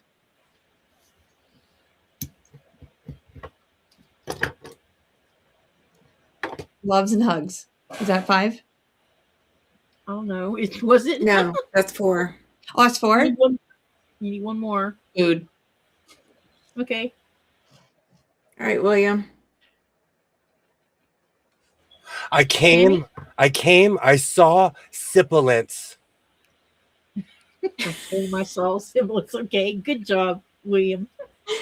Sibilance. I hear you. I do what I want. Good I job, think you I had the guys. best answer. You had the most thoughtful answer. That was I my. think of yes. I came up with that in like less than 5 seconds. I've been sitting here waiting for you guys Claustrophobic. because whether it's whether it's food, whether it's family, whether it's sewing, whatever, I do what I want. Do you know what's funny? I never think I'm claustrophobic until certain moments. Like there was a couple of times I thought I was going to get stuck in the elevator at a certain pyramid. Claustrophobia comes and goes with me. Because I can be being in stuck in an elevator really sucks. Ooh. Yeah. I think it's because I'm over analytical. And that one doesn't go up and down, so you can't climb out of it because it doesn't go, it goes sideways. Shakes, Yeah. rattles, and rolls. Because I've been in all kinds of elevators. If you pop the top, you can get out. But Yeah. if it's going in a weird direction, you're Oh, thank you so much for hanging out, Happy. Thank you so Thank much. you for coming, Happy. Glad to meet you. Attention seekers. This is really taking me a long time to make, you guys. I don't know. That's good. 5 words. I would back to the whole plane thing. I like looking out the window, especially when you're coming into a city that you've never been to before. I do too. When I'm on a helicopter, I make sure I sit by the window because I love seeing things from the sky in a helicopter. Yeah. And the helicopter is so much more fun than sitting in an airplane. I have good memories of being on an airplane. Besides TSA, but we've already had that conversation. I will not go off for 3 hours about TSA. Yeah. There's a reason why. If this is A team, I'm BA Baracus. You better give me some spiked tea because I'm not flying anywhere. Yay! Attention seekers, stand to the right. That's a good one. Happy says just one more block tonight. 1, 2, 3, 4, 5. Welcome in, Cynthia. Welcome in. Hello. Did anyone else? Happy. Yeah, I don't. Did anyone else answer that question? Looks like I showed up at just the right time. Yes, you did. You set it out so you wouldn't have to answer any of the questions. Yep. No, have you been asking questions all night? No, not all night. Just the last hour, maybe. Well, that's true. Skits has jumped out of both. I just had questions to ask today. Skits would make it. I couldn't imagine. Well, because I'm going to. The reason I ask such questions is I'm going to be interviewing someone who not only quilts, but she has a farm, and I'm trying to come up with extra funny questions to ask. Yeah. For the podcast, so that and the best way to test run silly little questions is to see what you guys do. Mm-hmm. Oh yeah. okay. What kind of animals does she have? Oh my God, they have cows, alpacas, Ask chickens, her goats. about the personality of her animals, and that'll be a That's 6 hour. a great idea. Thank you. Let me write that down. I'm serious. I like because horses are big children. Like certain animals, and they're prancy. Oh, by the way, I want a reindeer. I saw how prancy they are. I want a reindeer. And they're goofy, and they run on all four. Okay, as long as you get a sled. I will. Okay. Then we're back to Santa's Village. I'm down to build Santa's Village. I'm thinking, no, if I have a reindeer, I want it to pull me. Okay, but then that reindeer is going to have to get a job. And so I'm going to dress up like Santa Claus. Just put the sled in the front yard and use it as a decoration, and once in a while we just use it. The reindeer here have no fear of humans. They just look at you when you're going down the fjord in a boat. They just stand there and look at you. I have fallen down a rabbit hole of watching reindeer videos, and this guy in New York had a bunch, and they were just running around in the snow. They were so happy that it snowed. Yeah. Oh, but I think any animal finds snow to be fun. I'm constantly looking for positive things to watch on the internet, so I don't have to watch anything that has to do with politics. So if it's a goofy reindeer, I'm here for it. You need to go some of my shorts of Nora and Coda greeting Nikolai when he comes home. I watch all of your shorts, and it's because anyone who ever puts out a post or anything, I see all of them. It's because I didn't know you had watched them. It's because I click on it, and if the more interaction, the more it shows up on your feed. So when anyone here posts anything, it pops right up. Yeah. Because I'll stop and read it. The thing is I have quite a few videos of Coda playing in the snow. Yeah. That dog whenever you get that first like 2 or 3 feet of snow, he acted. It was like he was on drugs. He literally would bury his entire body inside the snow, and all you'd see is the tail sticking out the end of it. Oh, Aw. how And then cute. when he pulled himself out, he would be just covered face to his butt in snow.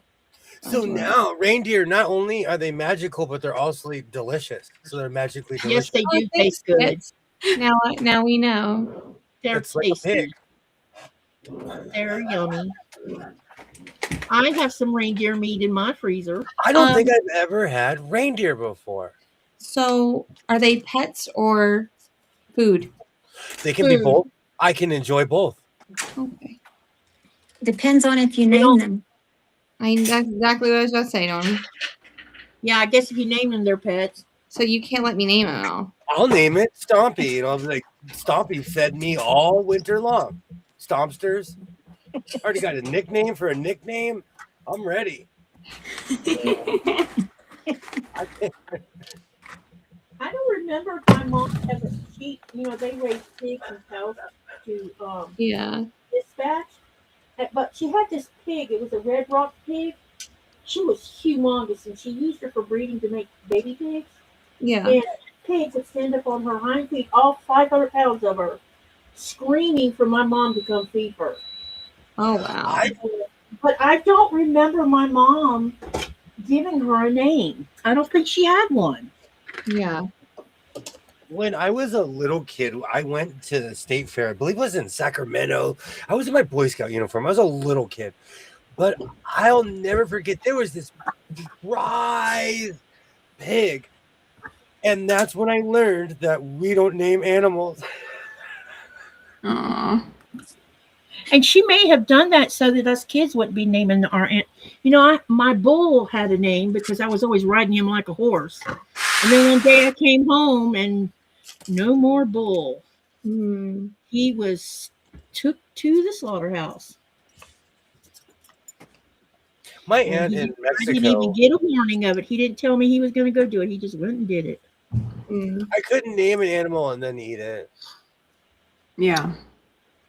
So when they brought home the meat, I'm like, I really don't want to eat my bull. I ended up eating him anyway because, you know. Do you realize it's taken me all this time to finally get to the point where I can sew the two halves together for the butterflies? You know, I'm actually trying to pace myself with my sewing because I have this weird quota in my head. I sew every day. I could literally put something out every day, and I just choose not to because I don't want to over inundate you guys. I don't know that you can My be. niece named her pig's bacon is exactly when I was a kid. We were always told to like name it breakfast, lunch, or dinner. I know somebody that has their pigs named Breakfast and what's the male? One's named Breakfast, and I can't remember what the other one's name is. In one of the many, I own so many versions of the Big Lebowski. It's funny, but in one of the DVDs I own, I believe it's the Coen brothers who made the movie. They have a pig and they named it Macon. So Yeah. the pig's name is Macon Bacon. Making bacon. Oh. Sounds about right. So I'd probably name a bowl with a side of fries. He says bacon, sausage, and pork chop. I'm trying to think. No, I'm trying to think if I've Good one. ever. I've had bowl before. Oh yeah, in Severance, Colorado, I have the T-shirt. That's where I had Rocky Mountain oysters, and because I didn't make a face, they gave me a T-shirt for free. And I wish I was still that skinny. Yeah, I would make a face if somebody put oysters in my face. Rocky Like, Mountain oysters are that's something what I else. Let me gag just at the idea of it. Me too. I'll let you have mine, William. Yeah, now I think Nikolai would be willing to try it because he eats raw fish and stuff. Me, I you could did forget it. I grew up around my grandparents and my father who ate pickles, pig's feet, all kinds of stuff, and they would open the jar in the house. That sounds like my mom. As I got older, I asked my mom, and my mom was like, "No." As my parents got older, my dad had to open that stuff up outside. My mom would not allow him to open it up. My mother would eat hoghead cheese. Oh yeah. Oh yeah. I'm like, Mom, that's disgusting. I had a friend who died. Doggone. And they would eat chitlins and things like that. And I would just stand there like, Rocky Mountain. Oh, No. so much. Are you starving? There was a restaurant. I have the T-shirt. I can't remember the name. It was in my cowboy days when I played cowboy poker, and I just show everyone how tough I was. I did all kinds of crazy stuff I played real life cowboy poker. Now I wouldn't last 30 seconds. I'd have What an is asthma. cowboy? You play actual poker, but you sit at a table in the ring of a bull, and you're playing Oh. poker. So you're like Yeah. someone's looking, and you're like, deal. You're like you're yelling at them because you're playing poker, but the first person to get up loses. Oh my God. Yeah. And the Well, bull, you keep playing until the last person sitting. The last person sitting wins. I've never seen it go over 2 minutes. It's usually about 45 seconds because the bull goes for the table. Because it goes for you, but everyone moves. Yeah. I wouldn't do that now. I wouldn't do that now if you paid me. When I was a kid, I thought I was a tough guy. I wouldn't do that now. I wouldn't have done it even when I was younger. I'll ride a horse, but I won't do that. Yeah. I ate chitlins too until I found out in the 60s what part of the pig that was me and menudo. I loved Yeah, menudo pretty until my gross. cousin told me what tripas, which is It's tripe. very gross. Yes. It's very gross. Funny thing is, my dad and I used to try to gross each other out and other people I know, but I'll still eat it. Hey, William, you know what one of the favorite things my dad used to do? He used to get a can of canned tomatoes and open it, get a jar of mayonnaise, get some light bread, not brown bread, but light bread.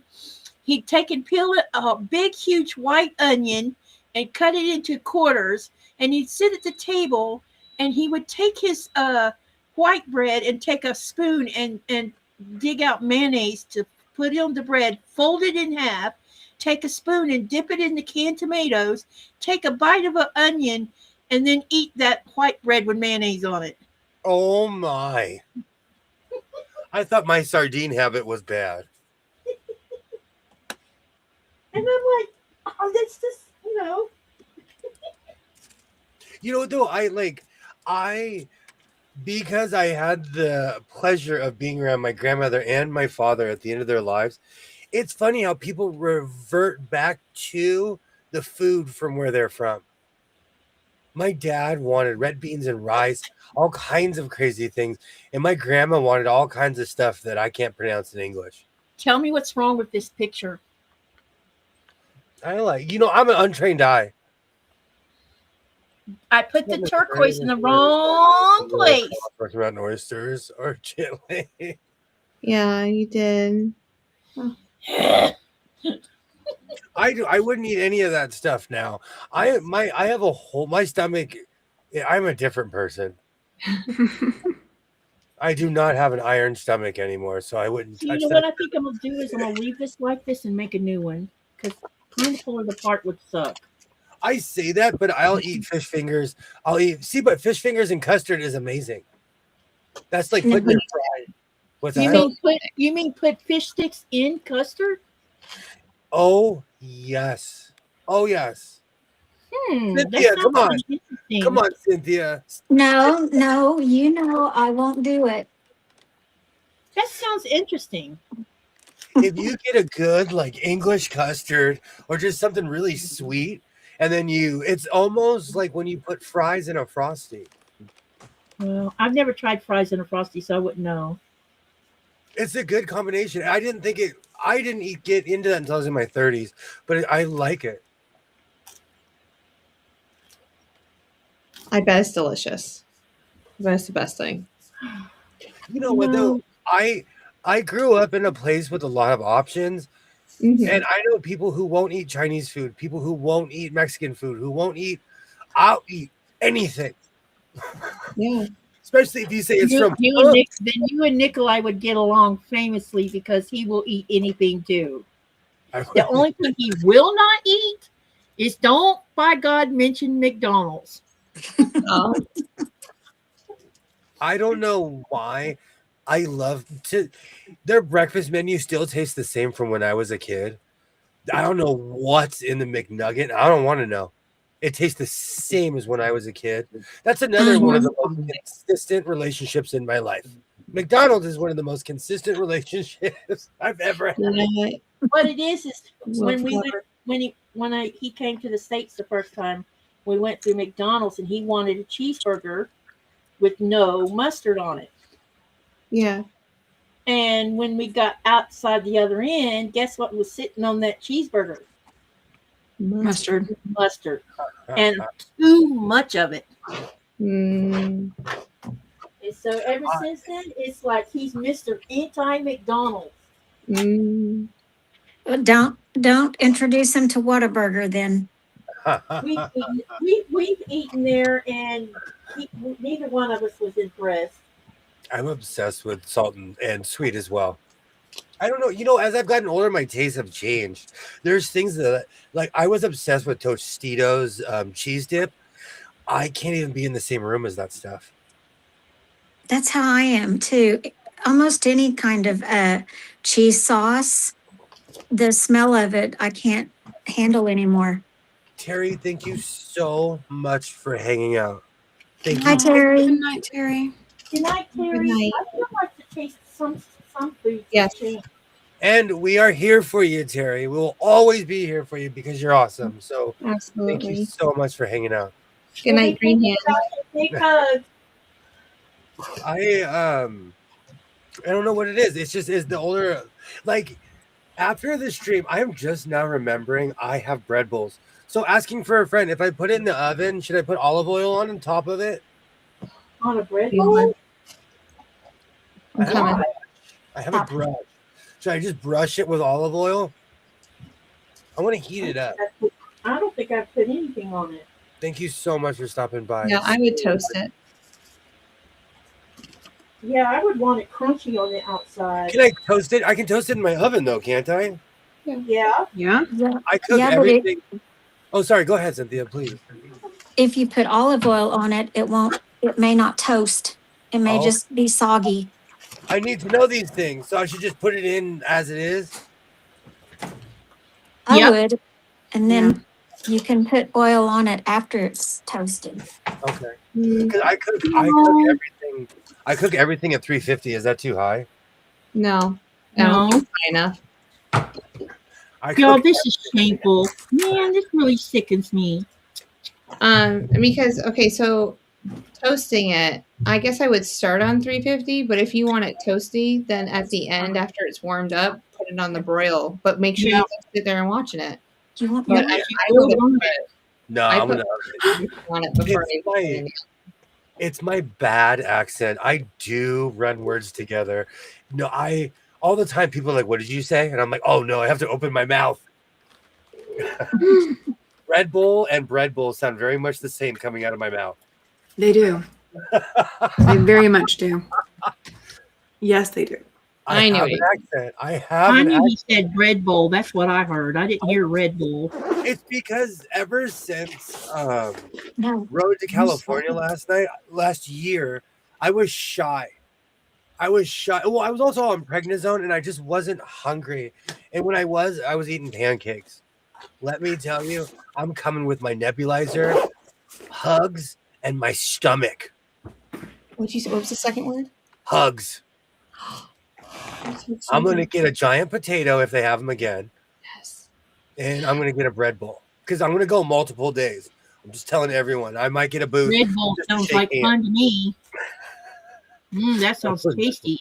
Are you sharing with a friend? Of course. So, Red Bull. Do you know? So, fun fact: I've never had Red Bull because all that stuff, all energy drinks give me heart palpitations. Oh, Yeah. I've never had an energy drink. So I've not even mixed with booze or anything. I'm the guy on the label. Yeah. I can't say that. I have definitely had like 2 drinks that had Red Bull in it back in the day. I've never But had a Red Bull or a Monster. I drink. don't Neither like have I. the smell or Same. taste of Red Bull. Yeah, I've never had any of it. I can't smell them. I am scared to. Well, when a million years ago, when I worked in Portland at Carl's Jr., a young man who was he was a kid. Well, I see he's probably 19 to 25, but a young man at the counter took an entire 5-hour energy, those mini drinks or whatever, Yeah. and passed out in front of me, convulsing. I had to do CPR, call the ambulance. That traumatized me. Yeah. Mhm. And that Yeah. kid, I later found out that kid had the same breathing conditions that I have. So Hmm. I will say I have had the 5-hour energy, but back then I was also drinking caffeine, and 5-hour energy had basically no effect on me. It was My just like a husband waste of money. Eat that. Huh? Mm. Like the 5-hour energy now would probably do a lot for me Yeah. because I haven't had that kind of caffeine since April. But yeah, I have not Is it had. just caffeine? What do Yeah. you mean?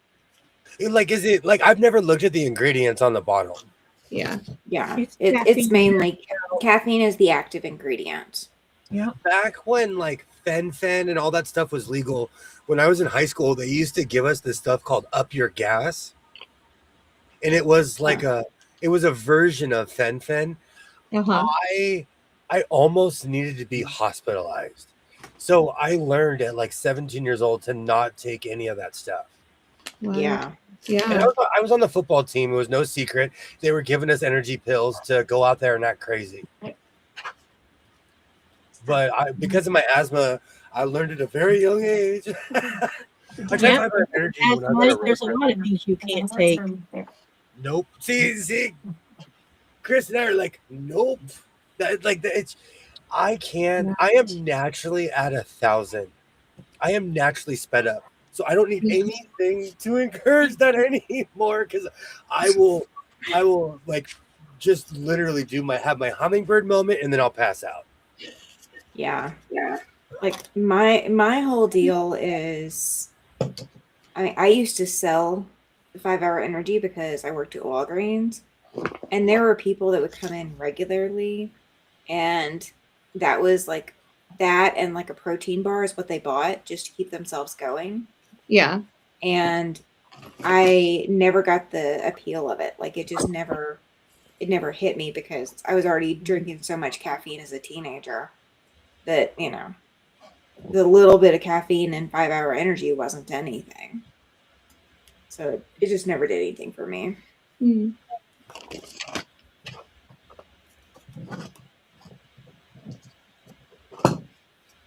Oh, it's now Tuesday here. I'm gonna have to pack today. Yeah. Where are you off to? I'm headed to Utah. The government says I have to be there, so that's where I'm gonna be. What are you going to be in Utah for? Because they don't want to pay a judge to live in Wyoming. I have to go see a judge with Social Security. Oh, Is got there- you. Is there not one in Cheyenne? Nope, nowhere in the state of Wow. Wyoming. You'd think Yeah. there'd be at least one in, at least in the capital. Benjamin. Benjamin, You no. would think, but One. Why did they not have one? Is the government, do they ever try to make sense? Oh, That doesn't even make sense, though. No, it doesn't. It's 6.5 hours one way to get there. Gosh. Yeah. What But part they of just- Utah? Oh, sorry. Salt Lake. No, you're fine. I'm going to Salt Lake. Hmm. It's a big enough city. It won't matter. Yeah. I've been to Salt Lake and wherever else they have an Air Force base. Wherever they have an Air Force base, I have been there in Utah. Salt Lake isn't absolutely horrible place, but I've never been there when I wanted to be there. All Yeah. of my visits to Salt Lake have been because somebody else has told me I need to be there for one reason or another. It's never been because I chose to be there. So I did find a really cool quilt shop last time I was there. I'm here. But I can't, I don't have enough money to spend at the quilt shop this time. I have to spend on traveling. So it's like a catch 22. Did you know that Wyoming was like that before you moved to it? No, but I will say I have gotten better health care here than I was getting in Alabama. Okay. Well, I was you know, actually, yeah, several. I was one of the marginalized people in Alabama. Like I wasn't, like my doctors didn't care. And I would get the weird answers like, you're too young, I'm not going to prescribe you that because you're just too young. It didn't matter what my actual conditions were. It was just That's weird. preconceived notions. Yeah. I was apparently too young to need a wheelchair, according to my doctors in Alabama. I get out here and the physical therapists, here are saying the same thing the physical therapists in Alabama were saying, that yeah, you need one. And, here I had no problems. I went to my doctor and said, look, my physical therapist said this. She didn't even call it my physical therapist. She's like, okay, I can see their logic. All right, let's get it done. And like had no problems whatsoever. I get asked sometimes, oh, are you a doctor? Do you have this experience? I've had the same condition my entire life, and I've listened to every single doctor of what they say. So I'll just repeat what they've said, or I'll look something up, Mm-hmm. Yeah, that's exactly right. When you're a lifelong asthma-born person, you know more about it than the stupid doctors do. Oh, it drives me insane. And see, but I got lucky because when I came back, the doctor I had as a child switched to adults. And like at Kaiser, it's like it literally goes by your name. So they'll be like, I'll take, R to Z or, Mhm. Yeah. It And was so interesting. I have the same doctor. That's cool too for you. It was Well, interesting when I went to QuiltCon, and then I made the mistake of me and my daughter going to the Cheesecake Factory. I caught influenza, and so by the time I got back to Lake City, I was sick. Day number 3, I knew I had pneumonia. So I was talking to Sean. I said what to do because it's going to cost me another $1,200 to use emergencies. You go to the emergency room just to get prednisone and antibiotics. He says, "Have you tried using one of the online doctors?" I'm like, "You can do that?" He says, "Sure you can." Mhm. He directed me to the right place. And I paid $75 to talk to a doctor. And I told him, I said, I have pneumonia. He says, how do you know? I said, this is like my 8th bout of pneumonia. So, and my chest sounds like somebody's, crinkling up paper and I can't breathe. And he says, okay. And I said, so I told him, I said, I need prednisone and antibiotics. So he wrote me a prescription for a Z-Pack and prednisone for 2 weeks. And I didn't have to spend $1,200 at the stupid emergency room. Sorry. Good night, Lori. Night, Lori. Jenny Surratt, Lori. A lot of doctors are limited by your insurance coverage. Yeah. My That's insurance true. my insurance coverage had not changed. So when I was in Alabama, my primary care said that I had to go to a neurologist to get the wheelchair prescription. And then every neurologist he sent me to, because I went to like multiple different ones, gave one reason or another as to why they wouldn't prescribe it. And the all of the answers boiled down to you're too young, and it's not a physical deformity. So, there's like, well, we don't care that you're fatiguing. Everybody here gets tired. Like it was like they were unwilling to even think about or understand what was going on. So it's the same coverage there as it is here. Yeah, the being female is definitely part of it. But here they treat me like I'm a human. They don't treat me like I'm drug seeking or any of that kind of mess, which I've gotten a lot of that throughout time too. I got dropped from Blue Cross Blue Shield because I was honest, and back then I had asthma and I smoked cigarettes, and they told me They dropped you they anyway? told me I was Wow. uninsurable. Yeah.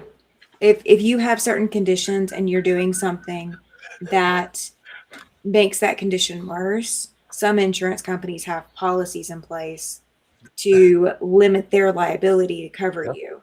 That's So what they'll drop you. That's what I started paying I'm so glad my I own don't. insurance when I was a kid. I'm so glad I have health insurance over here, or no health care. I mean, Well, this was when I was younger. I have Kaiser now. because I didn't have, we had health insurance when my first husband was living. We had Blue Cross Blue Shield, and they took care of everything. But when he did what he did, I didn't have insurance anymore. Yeah. And being a full-fledged, full-blown asthmatic don't work when you don't have insurance. Pam's Yes. so good to see you, and I agree with you. Yeah. After 60 doctors, yeah. So one of my conditions, and the predominant one, is fibromyalgia, which causes widespread body pain and causes overall fatigue. Yeah. When you go, And they don't have a care. when used to be when you went to the doctor and they couldn't figure out what was wrong with you, they would send you to a rheumatologist. Rheumatologist would diagnose you with fibromyalgia.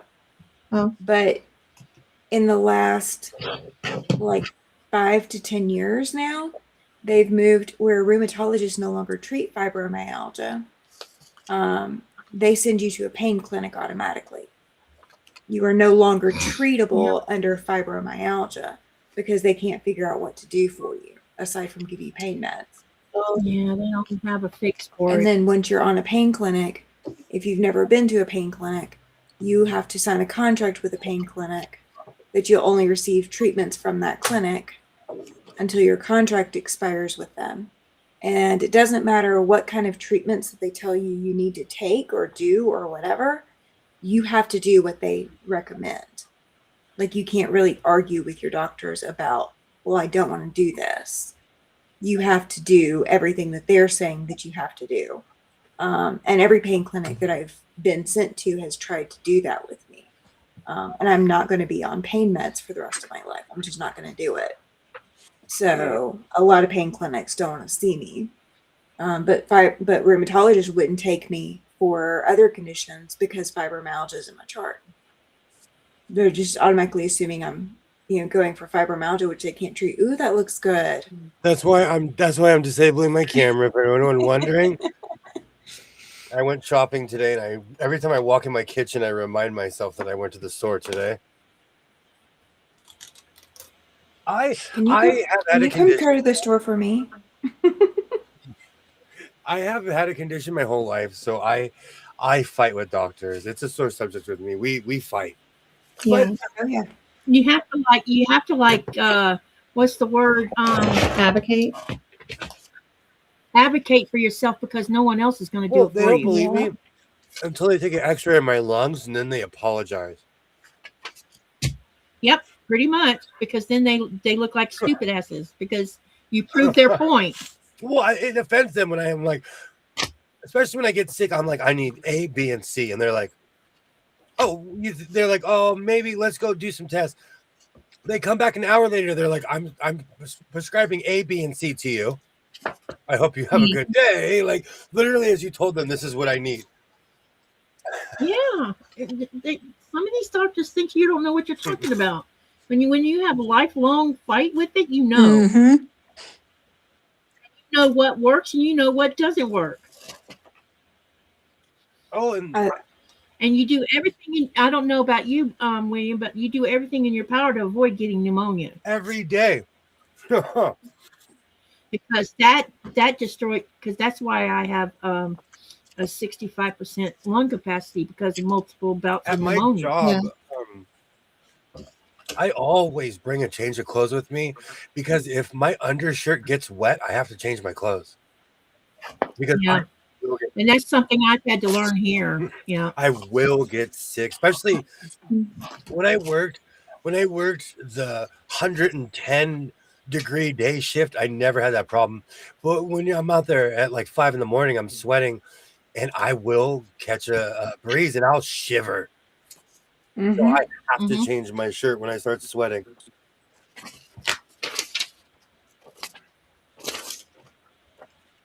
Well, I bombed the butterfly, so I guess I have to start We have a again. lot of addiction because folks will Dang. lie about their condition. Those There, people, there is that too, but that's not the majority of people. but the problem is that those people ruin it for people like me who Oh, legitimately are Yeah. like, I've been sick my whole life. I come with a list. Here you go. Here's this and this.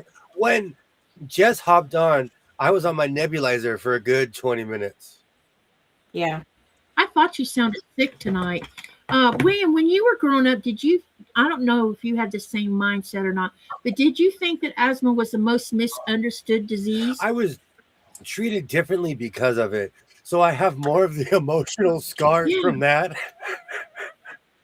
than I anything mean, else. I don't know if you've experienced. I don't know if you experienced this when you were in school, but I had when I was going to school, and back then during elementary school and middle school, you had to go to PE classes, and the teachers didn't give a damn if you had asthma or not. You were going to run around the baseball field, and you would be telling this person over and over, "I am not capable of running around that." And then when I pass out in the middle of the field, then they're like, "Oh my God, we got to do something about it." And Did you run into that kind of skepticism? no, I was on sports teams. I was on travel ball teams in elementary Oh, school. lucky you. I couldn't do No, any of but in that. elementary school, I would always get picked last because they would see me going in the office and always having to get my inhaler. Yeah, I didn't have access to inhalers and medication because my dad said that it was all in my head. So I was treated differently. It was looked at as an utter and complete handicap. But kids are cruel because when I was in junior high, again, I was Yeah. on every team. Same in high school, and they didn't care. I carried my inhaler with me. But Well, yeah, I was treated as a pariah. Not, and I had friends. I was in a group, but when it came to sports at school, they would never choose me. I will say this.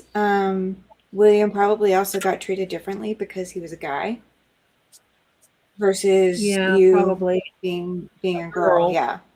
Because Yeah, and then I had my father being the same patriarchal person yeah. which is where doctors come into play, being patriarchal and saying, "You don't know what you're talking about." Yeah, I mean that it happens. And women are typically more marginalized in healthcare. Someone asked me one time, did my dad treat my mother differently because she was an asthmatic? But my mom's asthma was a lot different than mine was. Mine was evil. I mean, I don't think because my kids when they were little, they also showed symptoms of asthma, but all three of them don't even have the asthma I have. Yeah. And they can get out and play baseball and football or whatever and not have hardly any trouble with their asthma. They carry an inhaler with them, and they rarely use it. But with me, I can't even run down the road without having to have one. I'll tell you, I've been athletic my whole life. Like today, it's been windy. I couldn't breathe. The wind literally Yeah, it's windy here chokes me too. out. Yep. There's something about the wind when it's bad, heavy wind outside. I can't go out in it because it makes it feel like it's And suffocating me. It's the strangest thing. When I left the house, I was driving home. I went and picked up my son. I'm driving home and I'm like, oh my, you're gonna have to use the machine, dude. In my head, because I was like, on the way home. And I didn't run, I didn't do anything. I stood outside of the gym and waited for my son to be finished. Yeah. Yeah, but asthma medicine's not an addiction problem. She's probably referring she's probably referring to my comment about the pain clinics and such. Yeah, way earlier. Yeah. Way earlier. Okay. No, just here they're when I first come here and I told them about my the medicines that the doctors had me on in Florida for my back pain and for my fibromyalgia and stuff, and so they gave me certain kinds of things, and at some point about I don't know, 6 or 7 years in, they wanted to start pulling me off of something called Codapar. And I really didn't want to be pulled off of it because that left me with only one alternative, which was Tridolin. And but what happened was Denmark passed a law that they could no longer give any patient anything that had codeine in it. Oh, wow. Period. So that left me with Tridolin, but they had me on all these other things. They had me on Lyrica and gabapentin, which gabapentin, oh my God, gabapentin when because I was going through, I was premenopausal, and it made things 10 times worse as premenopausal. We've been going. So now I'm not on anything but Tridolin and paracetamol. That's it. We've been going for almost 3.5 hours. Well, 3:40. Who's counting? I want to thank everybody that hung out tonight. You guys are amazing. The channel, you guys literally, I want to thank everybody who has been subscribed, who's subscribing, who watches the lives, who watches my shorts. I thank you. Who watches the replays. You guys make this channel what it is, so I thank you, honestly. Katie, thank you so much for hanging out. Hey, yeah, and I can come back Wednesday if you want company. You can come back. It's called OTAs for a reason. I'm just hanging out and sewing. I'm trying to catch. One day I'm gonna put on some shorts and start running, and I'm not gonna stop till I hit Myrtle Beach. It'll be the reverse of Forrest Gump, because he ran from Alabama to Santa Monica. I'm gonna run from Santa Monica. I'm gonna run from coast to coast. I love the fact that you get out on skates. It's and Wilmington, That's North good Carolina. exercise. If you take 40. I'll be there eventually. And I stopped when I was hungry. And I love that movie. Cynthia, you are always invited to hang out. Thank you so much for hanging out. Well, thanks for letting me pop in at the last part of it. Did Tammy leave? Yeah, she got tired. Yeah, Oh, God. we usually we end at 3 hours. Oh, sorry. You're fine. No worries. I know I gotta end before Jimmy Kimmel comes on. He's got 4 minutes before Jimmy Kimmel comes on. Oh no. Kidding. I was reading Denise's comment. Twinny McTwin from those planets. Thank you. Thank you. No, I always enjoy coming up with and hanging out with y'all. We'll be back at it on Wednesday. And I want to thank everybody. Like I always say, reinforce your seams, be yourself. And I just want to say thank you so much. I'll see you guys on Wednesday.